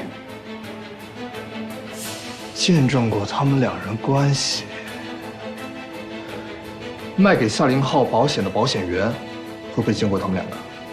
虽然警方已经对卖保险的工作人员调查过了，说没什么问题，但我们没有亲自去问过。好，那我们去一趟保险公司。从那个查不到寄件人信息的快递，包括电话记录，都显示夏林浩很可能存在一个秘密情人。姜文静已经着手去调查了。一旦证实这个人存在，那么夏林浩的杀人动机就很可能成立了。姜文静怎么样？让他忙起来吧，要不然更容易胡思乱想。哎，对了，那个可儿她跟我说让我提醒你，说明天上午10点。我说这么大的事儿，你干嘛不会忘呢？嗯，不会忘的。是啊，哎，这孩子他就紧张这些事儿。那你呢？我没事，走吧。你好，我们是新州市人民检察院的。我们就是来确认一下关于夏林浩夫妇来买保险的事儿，你有想起什么别的吗？这事儿我已经跟警察说过了，你们怎么又来了？要了解情况，你们跟警察说去啊。我们就耽误你几分钟时间，配合一下吧。行，你问吧。那你就详细的跟我们说一说，他们两个来买保险那天有什么细节，例如情绪，或者是有什么异常的。就是那天他们俩是一起来的，情绪挺好的，看起来就是一对小夫妻，挺恩爱的。你怎么看出来他们恩爱呢？嗨，做我们这行的，别的不行，看人最准了。那个女的像张云晴。啊，对对对，从进来到出去，她一直挽着她老公的手，眼睛都没有离开过，这样还不恩爱吗？那签这份合同之前，你有没有提醒他，这份保险的受益人只有夏林浩一个人？我说过了呀，但她跟她老公是一家人，受益人填夏林浩也说得过去。还有其他什么吗？真的没什么了。你怎么还在这聊着呢？快把这些单子处理一下。两位检察官，你看我们这工作也挺忙的。行，那你先去忙，想起什么别的，及时跟你们联系。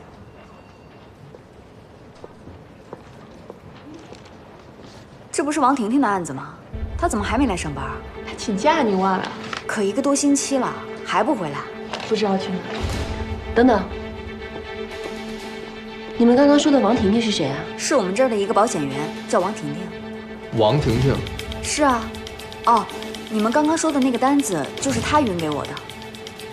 你说这单业务原来是王婷婷的？是啊。上次怎么没说？出了这个事儿，我当时脑袋都大了。再说了，他当时告诉我了，这单业绩是他匀给我的，叫我不要到处乱说，所以我就没有说。他现在人在哪儿？他请假了。哎，他工位在哪儿？哦，第2个。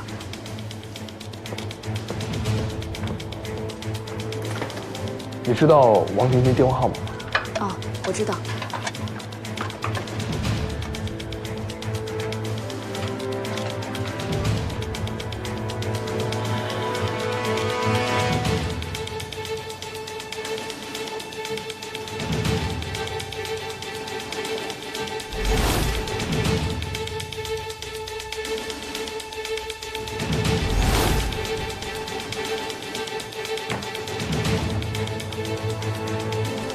你还记得夏林浩车里的那件衣服吗？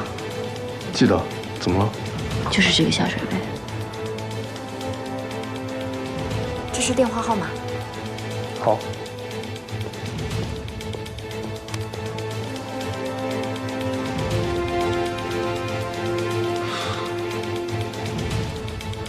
这是上次寄送包裹的可疑电话，跟他的号码只差1位。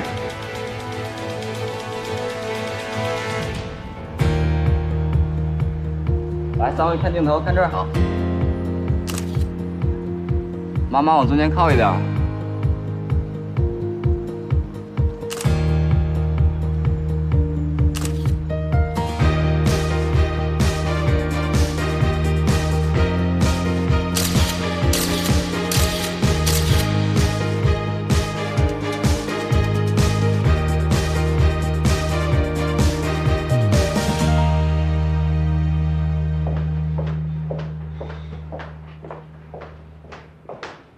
拉了购物单，顺着信用卡的信息找到了夏林浩的情人王婷婷的住址，之前的快递应该就是他寄的，号码只差了1个数字，应该是故意不想让我们找到他。现在我们不只有证据，而且证据确凿。昨天他订了飞往泰国的机票，我觉得有潜逃的嫌疑。夏林浩这个案子也不是1天2天了，他怎么才想着逃跑啊？我估计他一开始没想着我们会查到他，毕竟夏林浩自己也没供出他，所以他有点侥幸的心理。潜逃还是要面临很多的麻烦，不到万不得已，他也不想嘛。那他现在不用侥幸了，他肯定跑不了。走，我们找尹出去。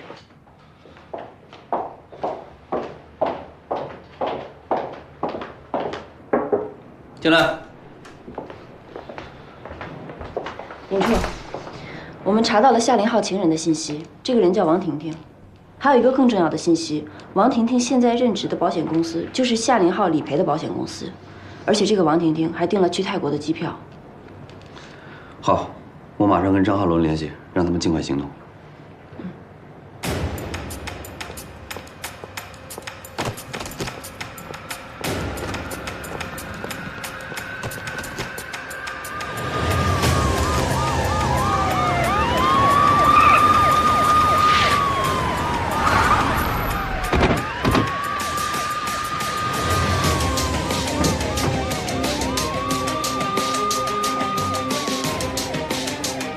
王小姐这么着急，这是要去哪儿？麻烦你跟我们走一趟，上车。我没办法，我没有。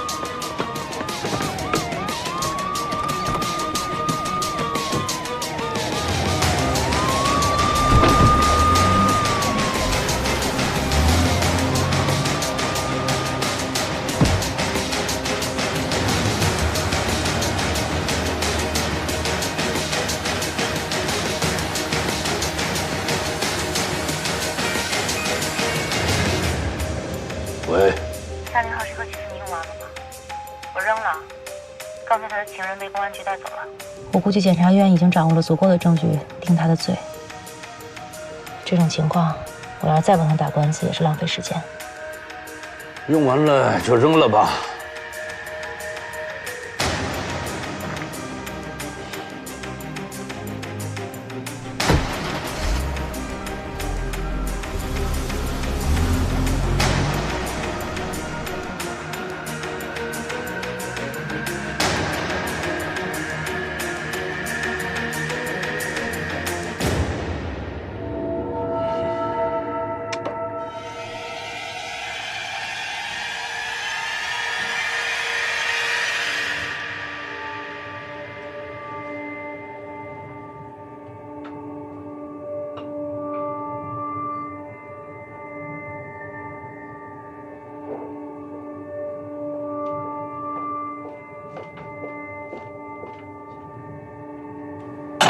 谁？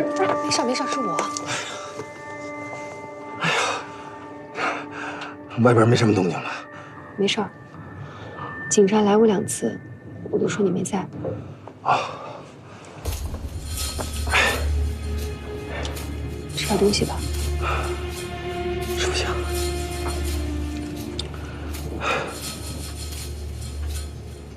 你不能一直这么躲着呀，要躲到什么时候？难道我还躲一辈子吗？我也就是随便说说。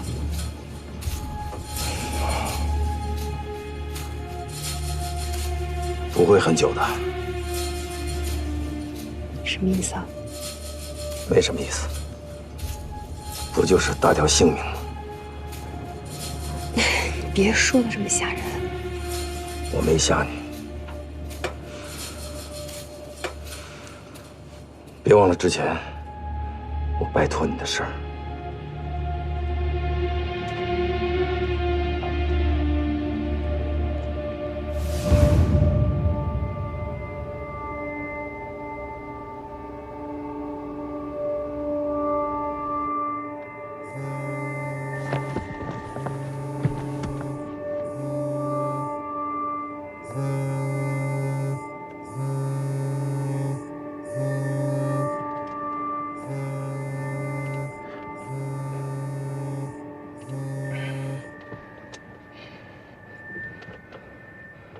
喂，你猜我在哪儿呢？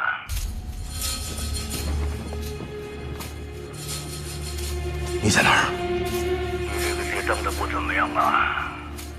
我来替你看看博文。我打！你要干什么？你不要碰博文！你敢碰博文一根汗毛，我跟你没完！激动什么？博文是我侄子，我过来看看他很正常啊。王大，你到底想干什么？你到底想让我做什么？你说啊！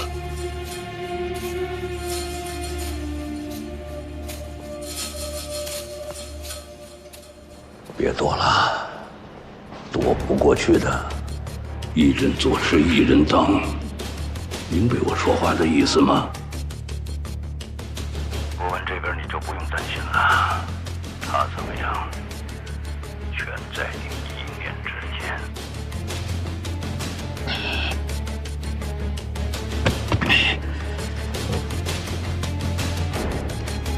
啊！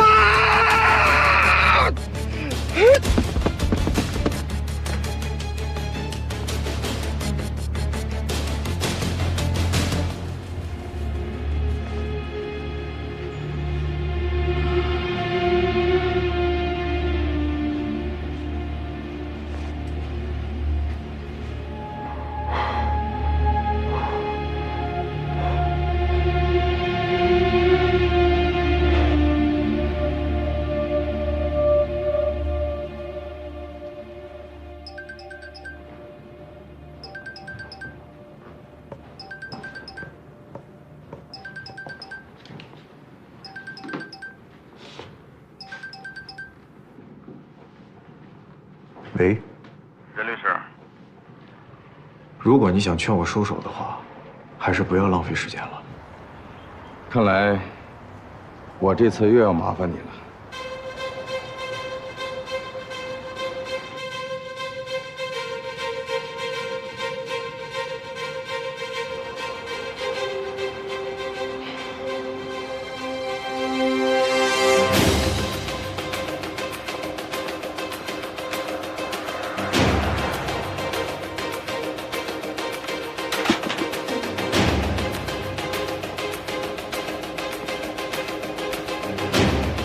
我要自首。哎，江姐，吴义景向公安机关自首了。他承认前一阵子发生那起车祸命案的被害人雷万是他蓄意谋杀的，他开车故意撞了他，还撞了2次。公安机关提请逮捕，你下午去办一下批捕手续，严律协助你。好。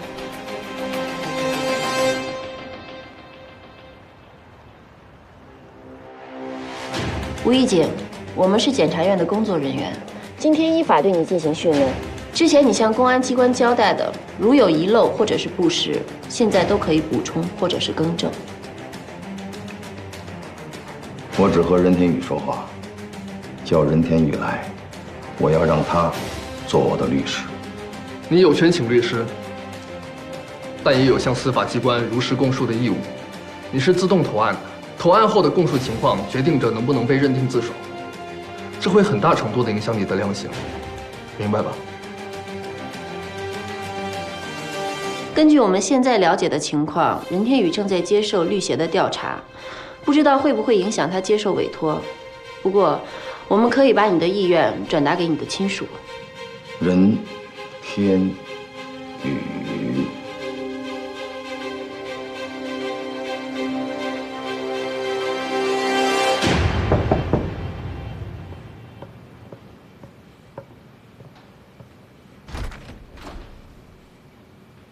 进来说吧。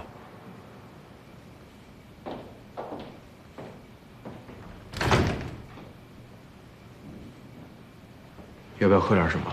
咖啡还是茶？不用麻烦了。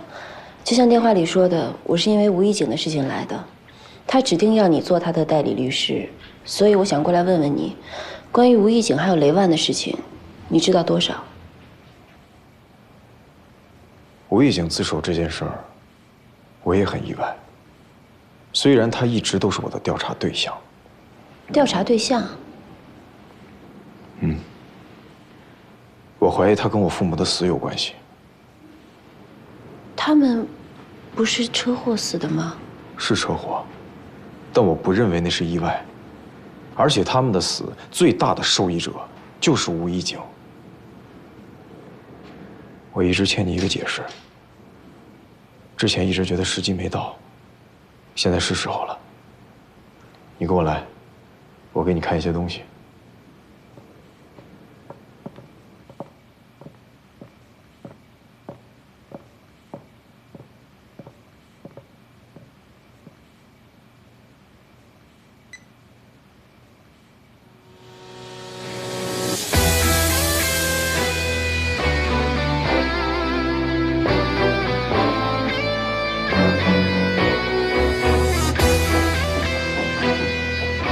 我家里人的照片，难道我的家人也是你的调查对象？我确实查了你跟你爸爸，那是因为所有跟吴义景有生意往来的人我全都查了，但是我发誓，我没有做过任何伤害你、伤害你家里人的事儿。任天宇，经过了这么多事情，我还能相信你吗？你之前问我。去欧洲是不是因为吴义景？我的回答没有骗你，我说是。林薇薇说你是为了他。我是为了吴义景才去的欧洲，跟林薇薇没有关系。你怀疑他跟你父母的死有关，为什么你还要帮他？不是帮他，是不能眼看着他逃走。逃走？我之前一直在查。吴义景跟我父母的死到底有什么关系？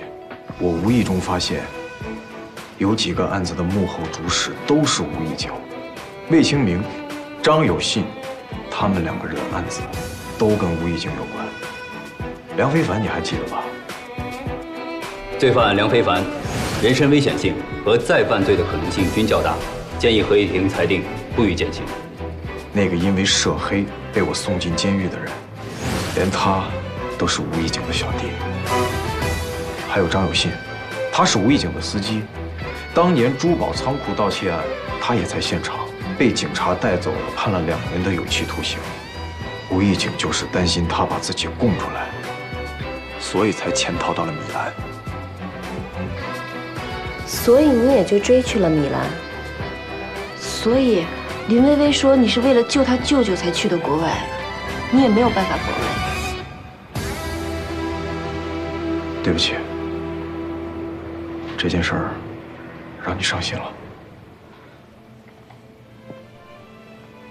你当时为什么没有告诉我真相？为什么要让我误会你？文静，这件事没有你想象的那么简单。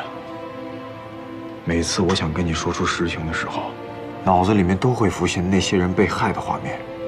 我不想任何人被卷进来，尤其是你。所以，你宁可让我误会你，宁可让我恨你。你知道这不是我想要的结果。我是想把一切都搞清楚了，再全盘告诉你。在去了欧洲的这1年里，我假意帮助吴义景摆脱魏清明的商业陷阱。无意间发现吴义景并不是他们集团的幕后主谋，他也只是一个棋子罢了。1年之后，他回国做的第1件事就是报仇。报仇？没错。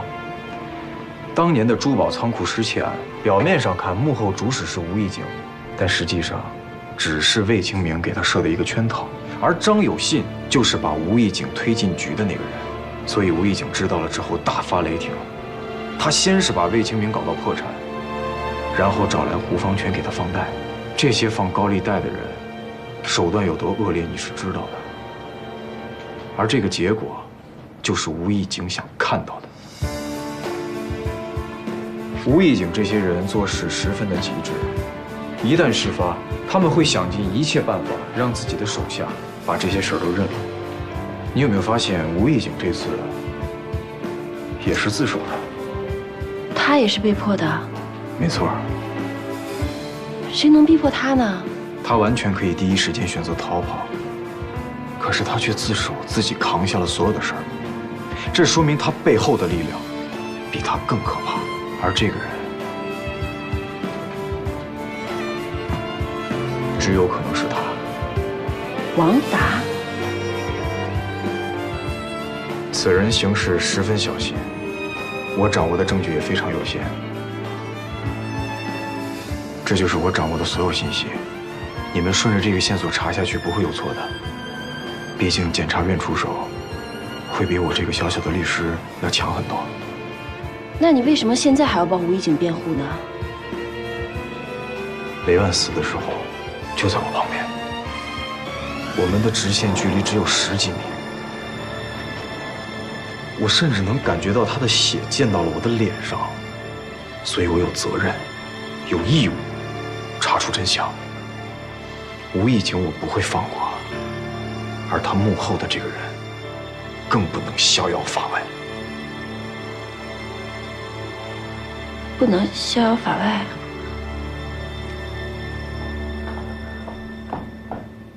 那你会不会像那些人一样被？不会的，文静，我会保护好你，保护好我自己的。你保证你不会受伤？我保证。好，我再相信你一次，最后一次。他怎么像你一样话不多？你喜欢的我都尝试过。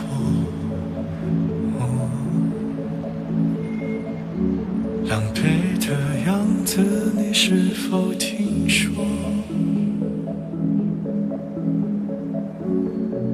你怎么还不来问我？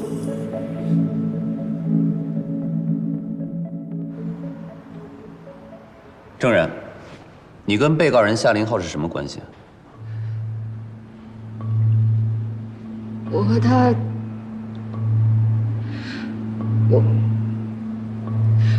我和他是情人关系。我知道做这种事很不道德。现在出了这种事，我也很后悔。你在什么单位工作？保险公司。从事什么岗位？外经销售。被告人夏林浩向你买过保险吗？案发前2个月，他向我买了3份保额的大病和意外保险。这份保险的被保险人和受益人是谁？被保险人是他老婆，受益人是他。你当时没觉得有什么不对劲的吗？我当时有一瞬间觉得有一点点不对劲儿，但是也没有想那么多。一是家人买这种保险的特别多，二是我觉得他也不可能去害他老婆，我也从来没有给他施加过这方面的压力。为什么在保险公司底单上，这笔业务的销售员不是你？我把这笔业绩给了我的同事。你为什么要这么做？因为那个月我同事业绩没有完成，我就让他去我同事那边了。买完保险之后，被告人夏林浩和你之间有过联系吗？我们之间还是像往常一样联系，可是突然有一天他给我打电话，说一切都结束了，我们可以光明正大的在一起了。我当时还挺高兴的，我以为他决定跟他老婆离婚了，没想到没过多久就出事儿了。沈班长，我真的不知道他会做这种事儿，真的。你的意思是夏林浩所做的一切，你都不知情是吗？嗯。我虽然很爱他，我也很想跟他在一起，但是我知道，什么事情该做，什么事情不该做。当公安人员出现的时候，你是准备去哪儿呢？我准备出国躲几天。如果按你所说的，这一切跟你没有关系，你又在躲什么呢？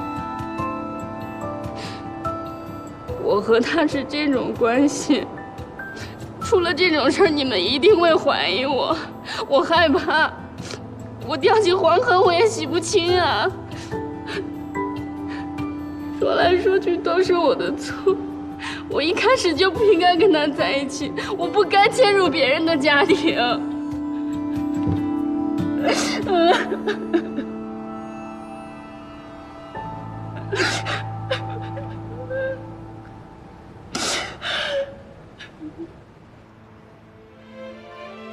杀妻骗保案终于告一段落了。夏林浩最后因犯故意杀人罪被判处死刑，缓期2年执行。然而，打着所谓爱情的名义，曾经和善的丈夫竟然可以为了钱，毫不犹豫地杀害相伴多年的妻子，这多少让人唏嘘。冰冷的婚姻和巨额的保险金成了命案的催化剂，也警醒着无数家庭重新审视现代社会的婚姻和家庭关系。即便不再相爱，也不要彼此伤害。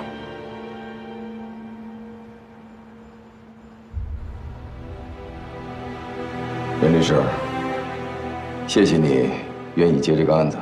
雷万是你杀的，这个不重要，重要的是，现在只有你能帮我了。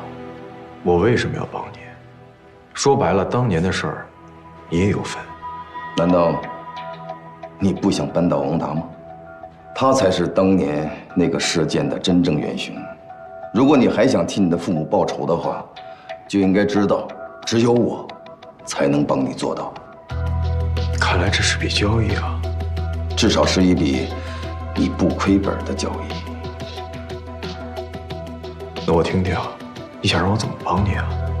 尽量帮我拖延时间。你犯的是故意杀人罪，还自首了，我怎么帮？办法你自己想。我的要求就是，尽可能的拖延时间，在我确认我儿子安全以后，你想怎么对付王达，我都会帮你。你担心你儿子，可以报警。报警？我不会做任何冒险的事情，哪怕对我儿子的安全有一丁点威胁的事情，我都不会让它发生。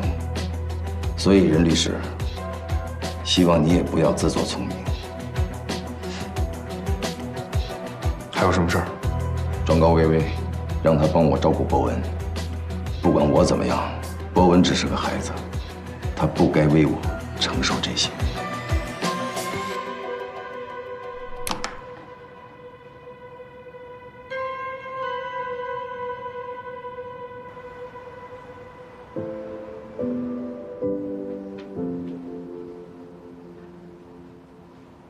每个人都有每个人的需求，每个公司也有每个公司的需求。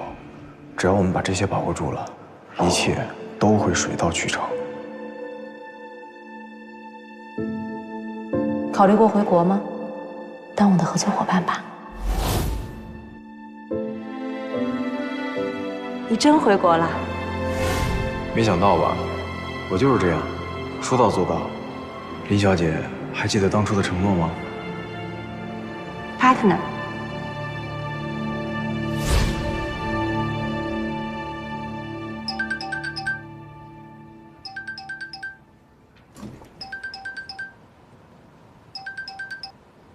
天宇，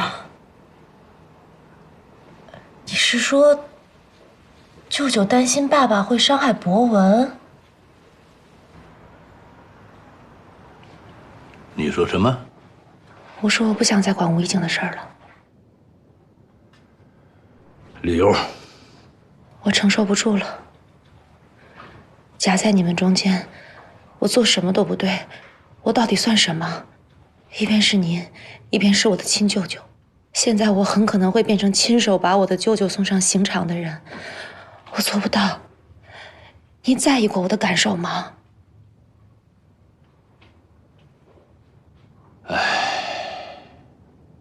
薇薇，是。 这件事情真的难为你了。吴一健是你的亲舅舅，他也是我的小舅子。这么多年，我一直都拿他当兄弟。他出事了，我能不难受吗？他不出事，我们是在一条船上，可他现在自首了。 这就是变数啊，得除掉啊！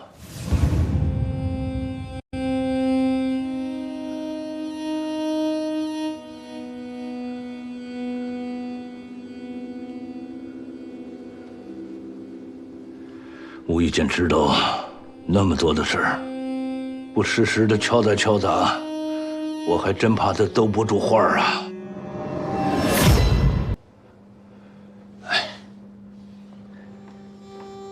罢了啊，薇薇啊，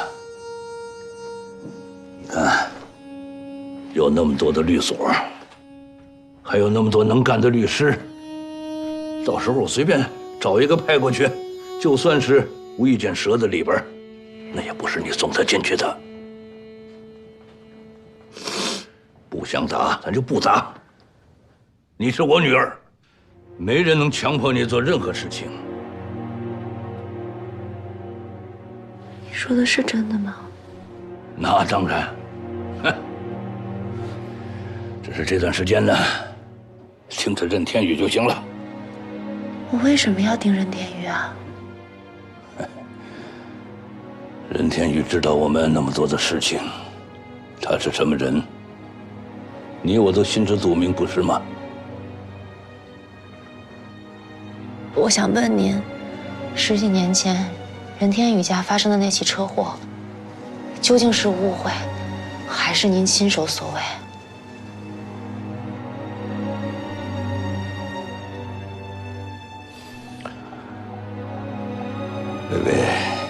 你不觉得你对任天宇的关心有点过了吗？猎物就是猎物，开心了，领回来一只作为战利品。如果它亮爪子，就把它除了，这有什么可惜的？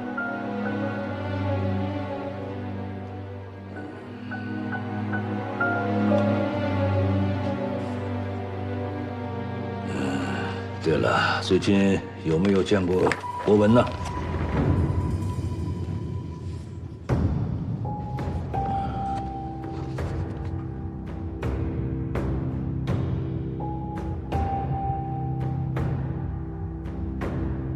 我希望你能帮我一个忙，帮我保管这个。万一有一天博文有事，请你把这个交给任天宇。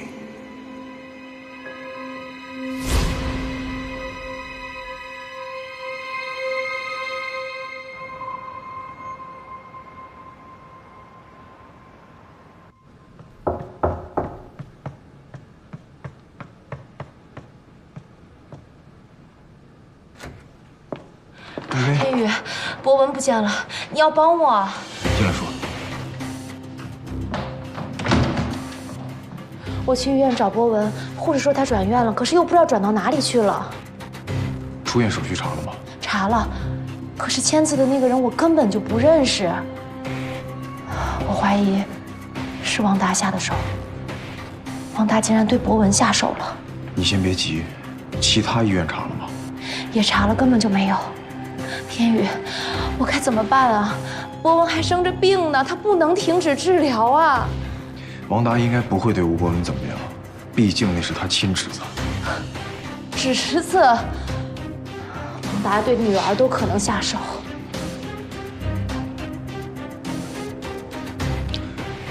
对于王达而言，吴博文还有利用价值，所以他暂时是安全的。只是就像你说的，如果他停止用药的话，后果堪设想。我担心的就是这个。我真的不能让博文出事，我没有办法给舅舅交代。天宇，你一定要小心。王大对舅舅、对博文都能下手，对你就更不可能是心慈手软了。我觉得律师协会的事情只是一个警告。我知道。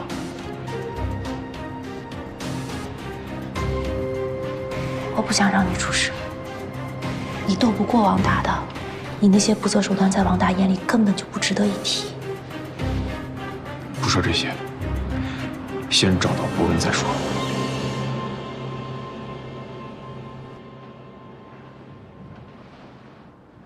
到底是什么目的？任静，说什么呢？你说那个吴一景到底是什么目的啊？他明明是自首进来的，对犯罪过程应该供认不讳啊。可是他为什么说只跟任天宇说话呢？也许他是想知道些什么外面的消息啊？难道是什么只有任天宇知道的信息？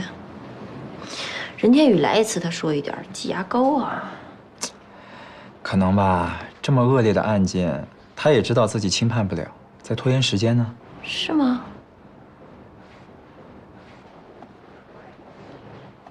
吴一景之前交代过。他杀雷万是因为雷万碍着他的事儿了。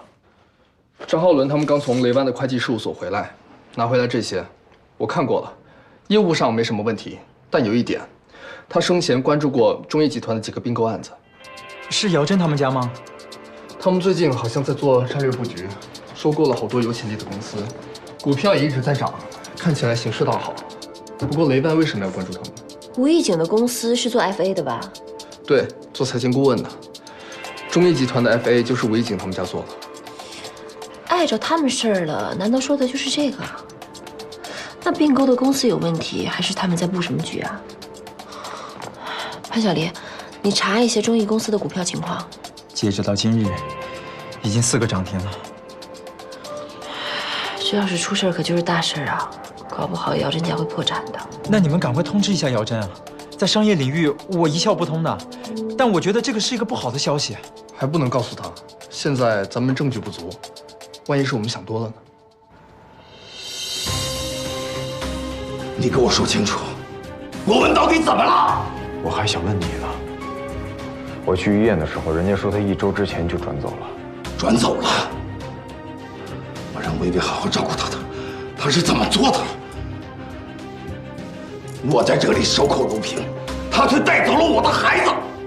他要敢动我孩子一根毫毛，我让他死无葬身之地！你能不能冷静一点？在这个时候失控，对你对我都没好处。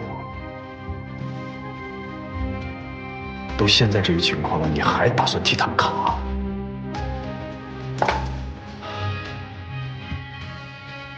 你来告诉我这些，目的不会这么单纯的。我目的是不单纯，但是我的目的是什么？你心里不清楚吗？报仇，那是血债。你不过就是被王达推在前面的那个人。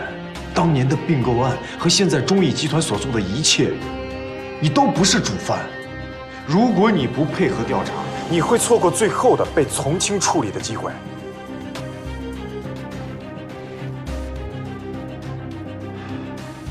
你还犹豫什么呢？现在博文生死未卜，我绝不能轻举妄动。人家王达就是抓住了你这一点。你觉得等你心甘情愿被判完了之后，你儿子还能全身而退吗？总之，在你们没有确定我儿子安全的情况下，我什么都不能说。好，那我问你另一件事儿：当年的那起车祸和江源到底有没有关系？怎么可能没有关系？他可是当年那起商业并购案的东家，他可没少拿好处，拿完了就装作不认识，想把自己撇得一干二净。我是说，有没有什么直接关系？任天宇，你还在想为了江文静替他父亲脱罪吧？在当年那起商业并购案里，哪怕江源对那起人为的车祸并不知情，但是有你这句话就够了。哎，等等，薇薇这个人对人是苛刻了一点，但说到底，她是被王达利用了。到时候希望你能拉她一把，我不希望她落到和我一样的下场。放心吧。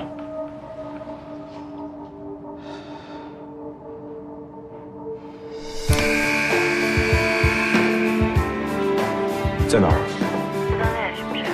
我要见你，现在。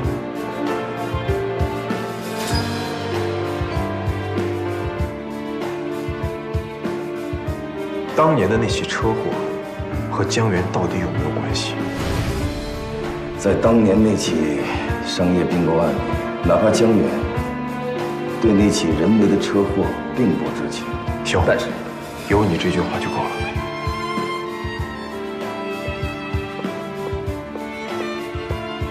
干嘛又到这里来啊？哎，干嘛呀？我想你了。所以你说你找我有事说，就这事儿啊？啊！别闹了，怎么了？我查了雷万的会计师事务所，基本上可以确定，他的死是因为知道的太多了。这个我知道。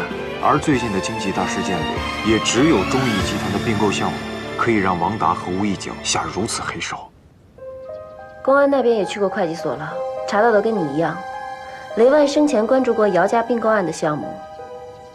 不过我不明白，仅仅是因为这个，就值得吴义景杀了雷万吗？雷万知道的可不只有这些，这只是个导火索。他约我见面，说有重要的事情要告诉我，可是还没等我们对接上，他就出车祸死了。我怀疑他想对我说的不只是中义集团的并购项目，很有可能跟我爸妈当年的死也有关系。雷万也知道？对，他当年是吴义景的手下。哦，我知道了。所以吴义景杀了雷万，不只是因为碍着他事儿了，还有其他别的原因。不过天宇，你要不要紧啊？虽然吴一景自首了，但我觉得危险都还在。要不然你躲躲吧。我不会躲的。这边你不用担心。但是那个并购项目，我被人中间踢出来了，没法继续跟进。可是你们检察院可以继续查。好，不过我得约张警官去车祸现场看看。注意安全。嗯，那我先走啦。文静，反正你现在也查到姚真他们家了，频繁的在他那边跟他见面不太方便，也不太安全。接下来我们一起查这个案子，不如你就搬回来住吧。如果可以的话，我现在就让阿姨把房间打扫了。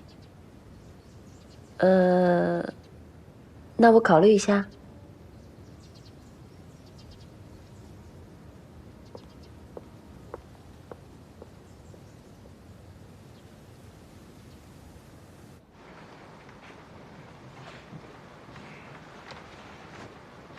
天宇，怎么样？舅舅有没有说博文可能去哪儿？在你舅舅的罪名落实之前，博文应该很难回来了。舅舅会上诉吗？你觉得他敢吗？薇薇，你不能一方面担心你舅舅的安危，一方面又替王达松了一口气，迟早都要选一下。你让我怎么选啊？我怎么选啊？一边是我爸爸，一边是我舅舅，我能怎么办？我到底该怎么办啊？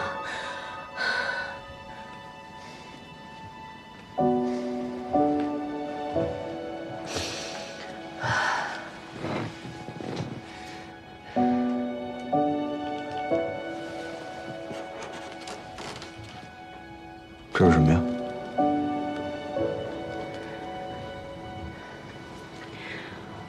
跑了很多地方，找了很多关系，现在律师协会已经发表声明，你在之前的案子里没有任何违规操作，那些案子也都撤了。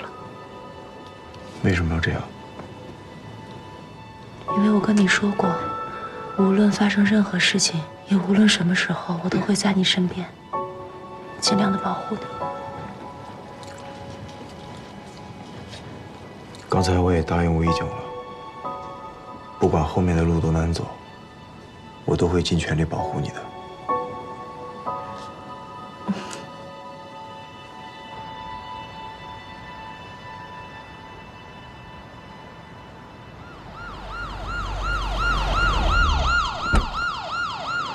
这雷万的案子不是已经有人自首了吗？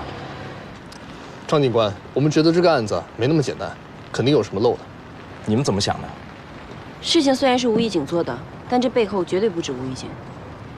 这一点我们也在调查，但是你知道啊，这吴一景现在是什么也不肯往外说，只要求见他的律师。我们现在暂时也无能为力。另外，雷万当时来到现场是约了任天宇要给他一样东西，但是我问过任天宇，他也不知道具体雷万要给他什么东西。所有的涉案物品我们都看过了，没什么特别的，都是一些随身的物品。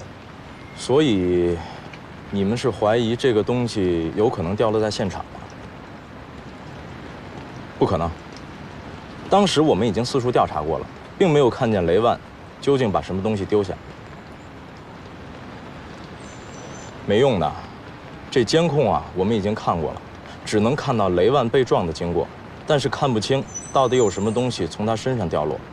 后来我们勘测现场，也没有发现任何物品。凡是做过的，一定会留下痕迹。张警官，我想再看一次监控录像。行，看就看吧，我去向上面申请，你们先回去等消息啊。走。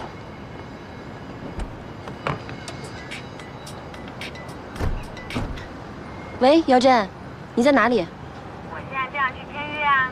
哎呀，我今天都快忙晕了，刚看到你电话。怎么啦，新 baby？签什么约啊？并购啊。不知道。我爸最近在弄一个文化产业布局嘛，刚收购一家制作公司。发布会半个小时之后就开始了，我现在正赶去会场呢。我先不跟你说了啊。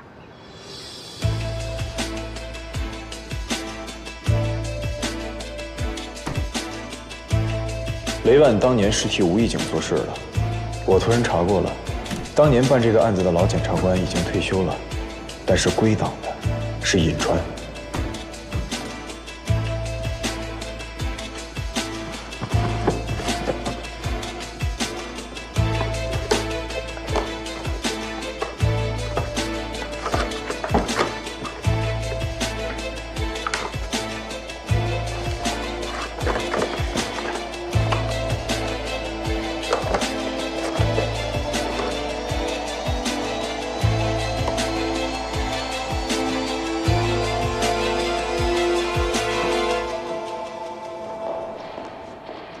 一会儿我自己去超市买菜就行了，你回去陪可儿做作业。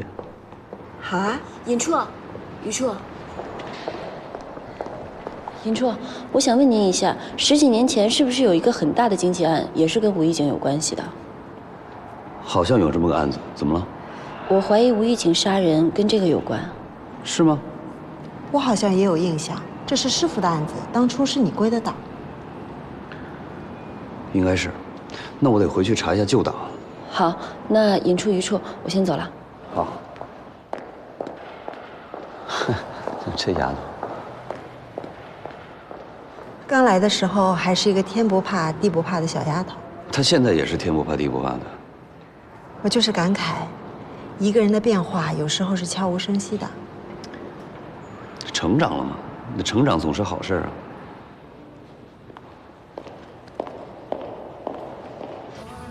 大忙人，总算把你约出来了。哎呀，你不知道，我最近因为我爸的事情都快忙死我了。喝点什么？橙汁吧。服务员，一杯橙汁，一杯美式，再要一份甜点。谢谢。说吧，有什么重要的事找我？没有重要的事情就不能约你出来了。真没事儿？你最近这么忙，没回去看看你爸呀？我妈说了，我爸最近忙得都不着家。干嘛突然问我爸？哦，就是想看看中义集团那边最近怎么样啊？挺好的。哎，对了，你说你去签约，签什么呀？我给你打电话的时候不是跟你说了吗？一个制作公司。这家公司前几轮都还不错，年报也挺漂亮的。我还看了他们公司的财务报表，截止到去年，公司营收有6723万。你也知道，中义瓶颈挺多年了，最近一直飞速发展，股票一直在涨，估值也……不是嘉文静，我爸没犯什么事儿吧？你一个检察官突然跑来问我，你在走访调查？想什么呢？白痴啊你！我就想提醒你。没事抽空多回去看看你爸。另外，吴义景被抓了，我听说吴义景的公司是在给中义集团做 FA， 你也回去劝劝你爸，最好换个公司做 FA 吧。这事我听白小黎也说了，公司现在正准备换掉他们呢。稍微打扰一下，你们的东西好了。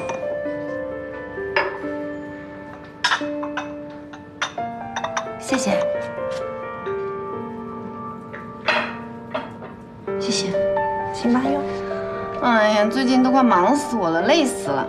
我要跟我爸商量一下，忙完这一阵儿再出去旅游，不然一直这样人会垮掉的。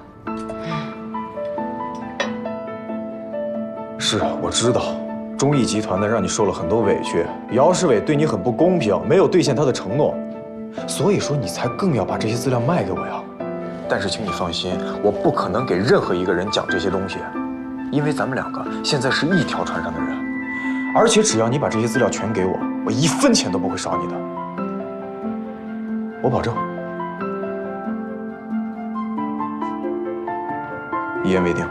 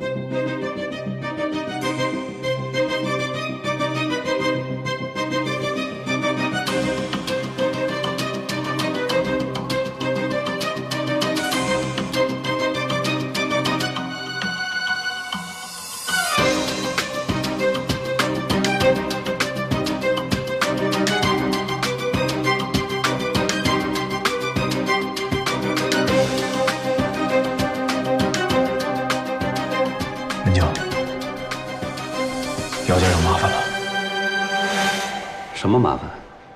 还没有确切的证据。中义集团的并购案都进行得太快太顺利了，中间隐藏着巨大的隐患。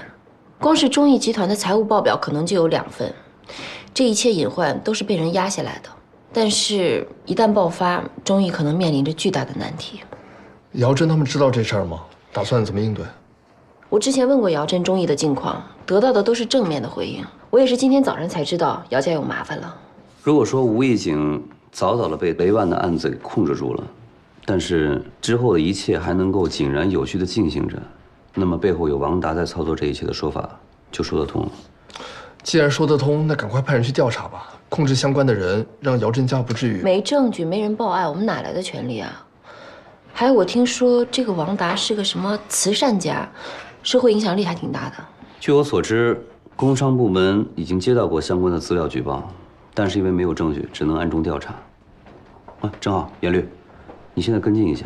好。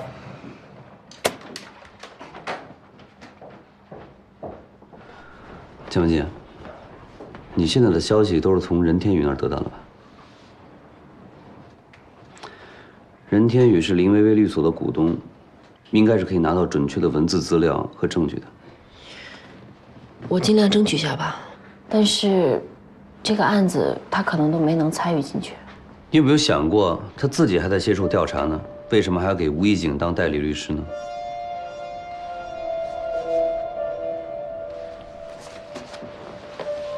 我给你看些东西。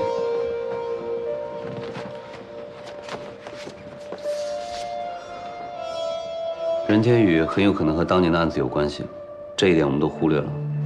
任天宇之前说过，他父亲生前留下的证据是跟这个案子有关啊。他父亲就是当年并购案中死去的那个沈记。其实当年院里有怀疑过，这是一起故意杀人案，因为时间点太可疑了。但是因为证据不足，当时定性为交通肇事。当年的那个肇事者也已经落网10几年了。那个人叫赵德柱。你在监狱轮岗时见过他母亲？他？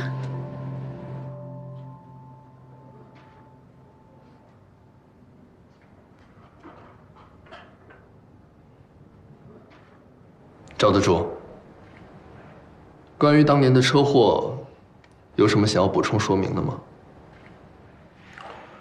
我在这儿都坐了10几年牢了，现在再问我这个。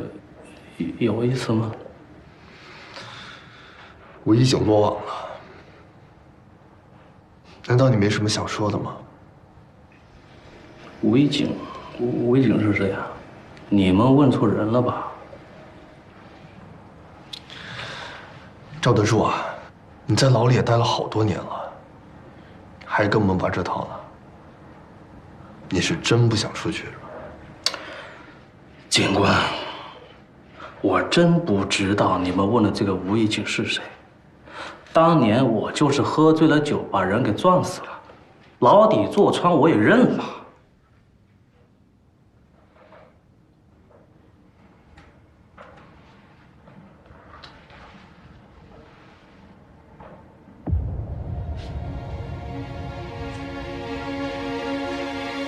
这几个人你还记得吧？记得。本来你早就可以出去了，就因为跟这几个人打架，又判了几年，没错吧？对啊，刑也加了，罪我也受了，那你们还想怎么样？看来你不是装蠢，你是真的蠢啊！为什么你每次快刑满出狱的时候就会惹祸上身？为什么监狱里那么多人，他们偏偏故意挑衅你呢？你不觉得奇怪吗？这有什么奇怪的？狱警已经提审了这帮人，他们招认是有人花钱故意雇他们挑衅你的，这是他们口供的笔录。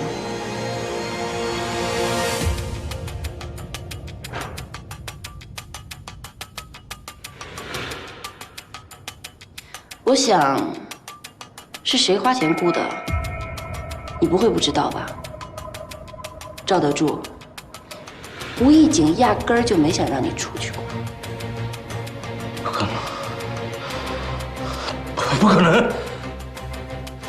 你说你不怕把牢底坐穿，可是你母亲呢？你想过她吗？她在外面等了你那么久，就连前段时间过世的时候，最后的心愿都是再见你一面。可是你呢？你什么都不知道，就替人当了替罪羊，而且被他们一再算计。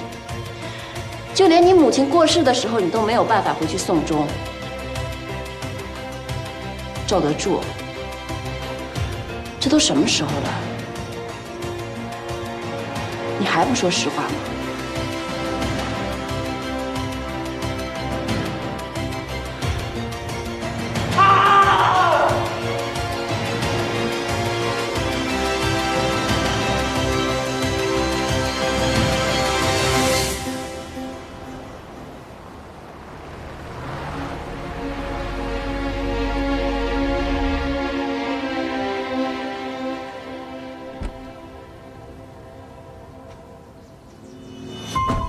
文静，什么事儿啊？不能电话说，非得当面说。天宇，你的怀疑不是怀疑，是真的。什么意思啊？赵德柱承认了，当年就是吴义景指使他撞死你父母，并且伪装成交通肇事，并且一定要置他们于死地。天宇。你父母当年的死不是意外，是谋杀。你这么多年的判断没有错。我就知道，我就知道。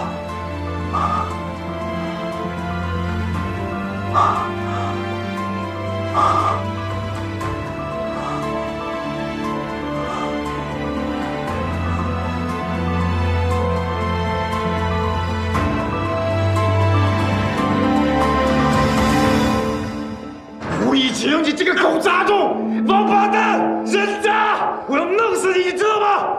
我早晚我弄死你！任律师，请您控制好您自己的情绪，不然我们将终止会见。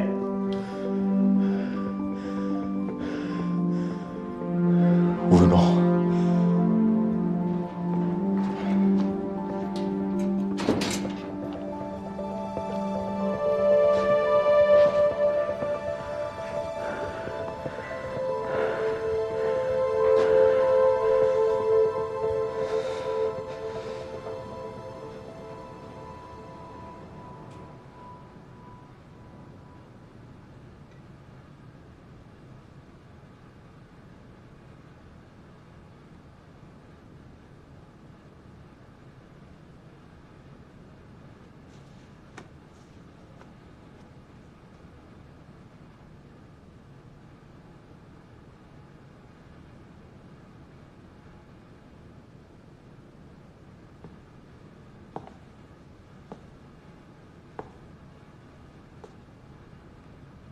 你为什么连我妈都不放过？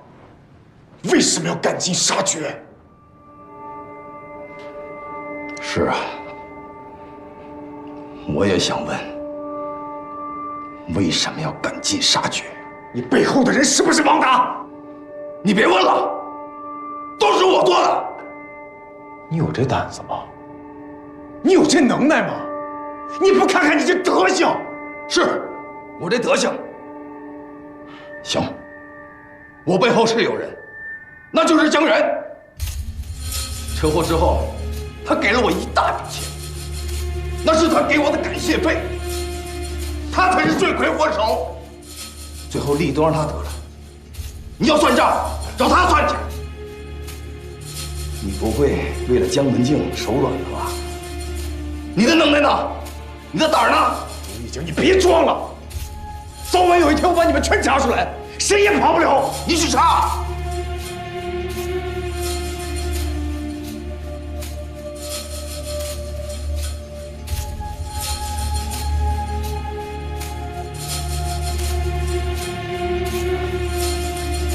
你知道是谁最后把你给供出来的吗？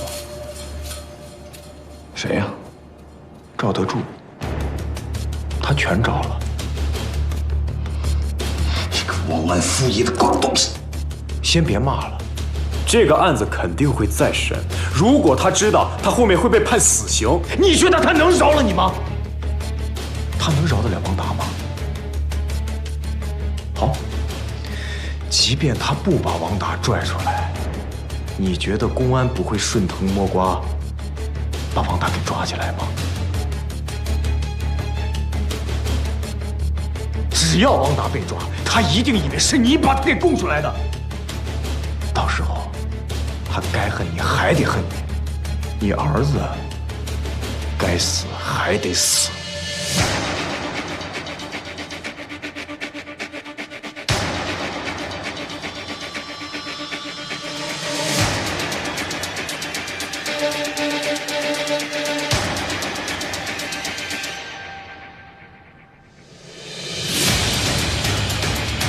平心而论，我觉得我跟你儿子一样，我们都是受害者。只要你愿意配合我，我绝对保他安全。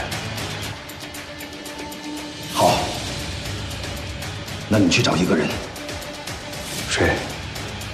依兰。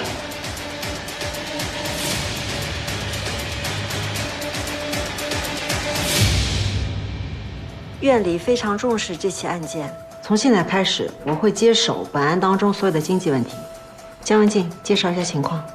目前，吴义景交代了故意杀害雷万的手法还有动机，尚存的疑点是由动机牵扯出来的另外一宗案子。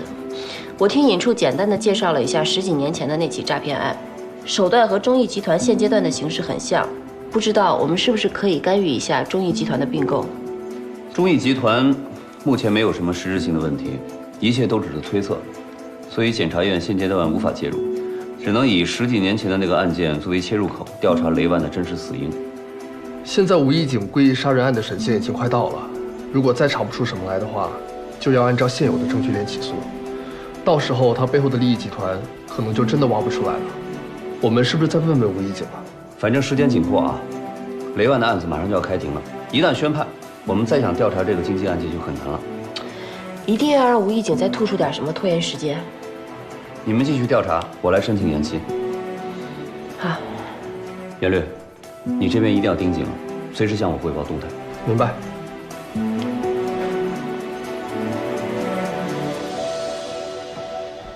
王总的意思是把中义集团的股票全部抛掉。好的。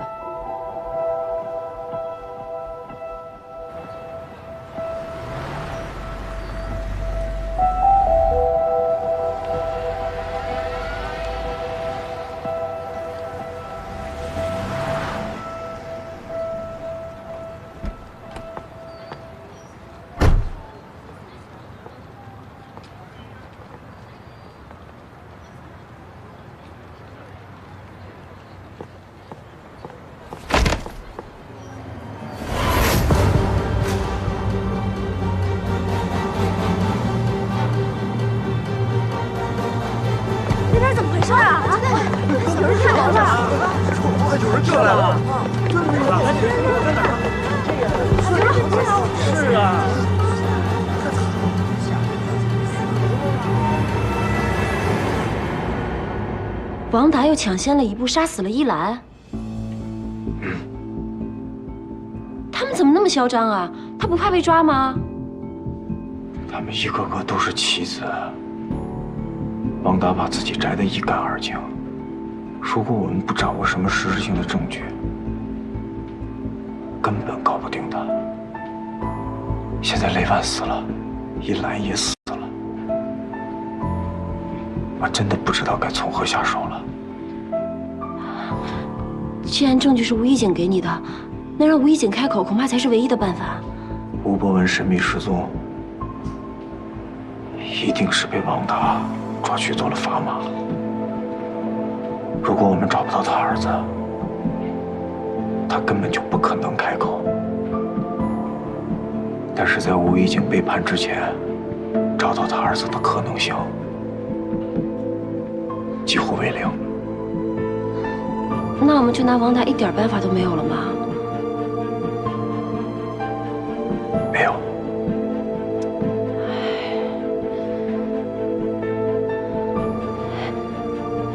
那中义艺集团那边呢？那边进展怎么样？中艺集团并购了很多子公司，如果只有一家公司出现问题，根本不足以影响大局。但是如果每一家公司都是问题公司，那足以把它拖垮。王达他们在中艺集团股价相对比较低的时候，大量买入了他们的股票，然后内部有人里应外合，去怂恿他们用大笔的资金买一些负债累累的公司，之后做假账，营造出来一片虚假繁荣的景象，在股价最高的时候将其一股脑的抛售，最后一本万利。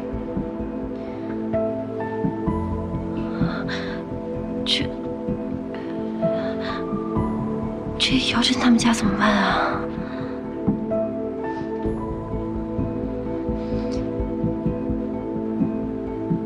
中艺集团的并购确实存在问题，之前并购那几家公司法人都已经联系不上了。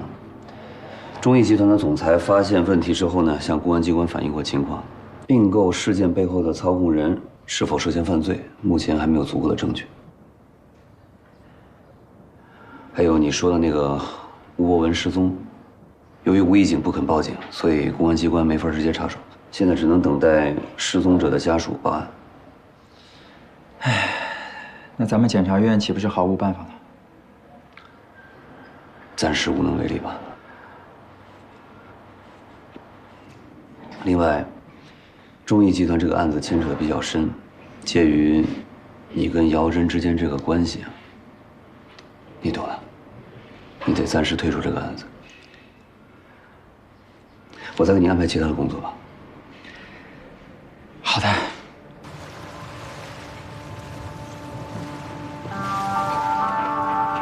张警官，找我来这儿有什么事吗？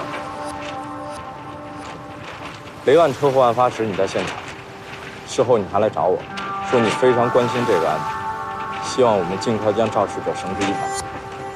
前2天的坠楼案，我们通过视频监控发现你也在。你能不能跟我解释一下，为什么这2次案发时你都在？我还想有个人给我解释一下。这是什么意思？雷万给我打电话说有东西要给我，结果我们2个还没有对接上，他就被人给杀死了。依兰呢？依兰的情况几乎一样。你说的他们要给你的东西是什么？我不知道。陈律师，你不觉得这个事情非常蹊跷吗？每个要找你的人都被人提前针对、提前下手，这很有可能就和他们要给你的东西有关系。你不会真的一点都不知道他们要给你的东西是什么吧？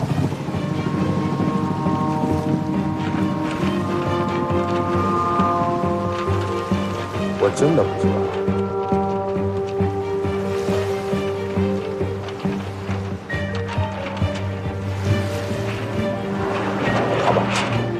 如果你能想起来什么，希望你能尽快告诉我，因为这对案件的侦破至关重要。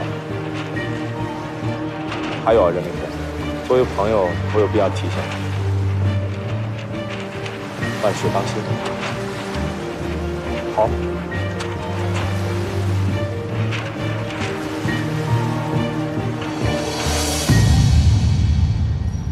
他们家的鹅肝真的超级好吃，我今天要吃2份。还有刚空运过来的生蚝，你不要跟我说你今天不吃鱼啊。生蚝也是鱼类的一种。你以为这就完了吗？天真。还有一个特别好吃的冰淇淋在隔壁。哎，潘小黎，哎，你干嘛呢？你不走啊？啊，没事，走。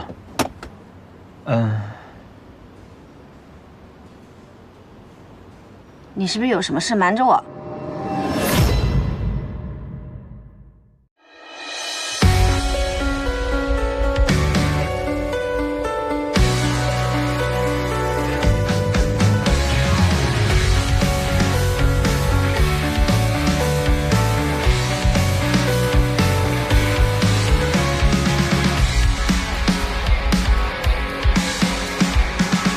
天平摊在手掌，一剑劈开黑暗，飞针无视我斗争的宣判。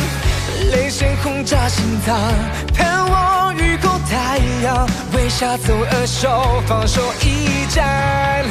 听欲望在叫嚷，心没乱，冲撞邪恶的锋芒，一路上仗义行侠，永远不投降。我听到这一时候像巨浪，破无与谜团，让恶魔胆寒。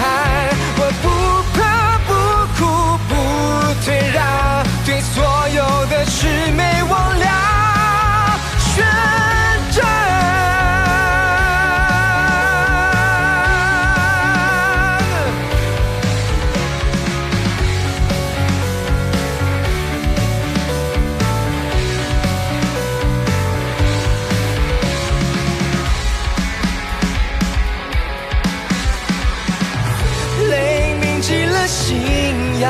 请别忘万分之一的希望，这世上善恶参半，心境谁苍凉？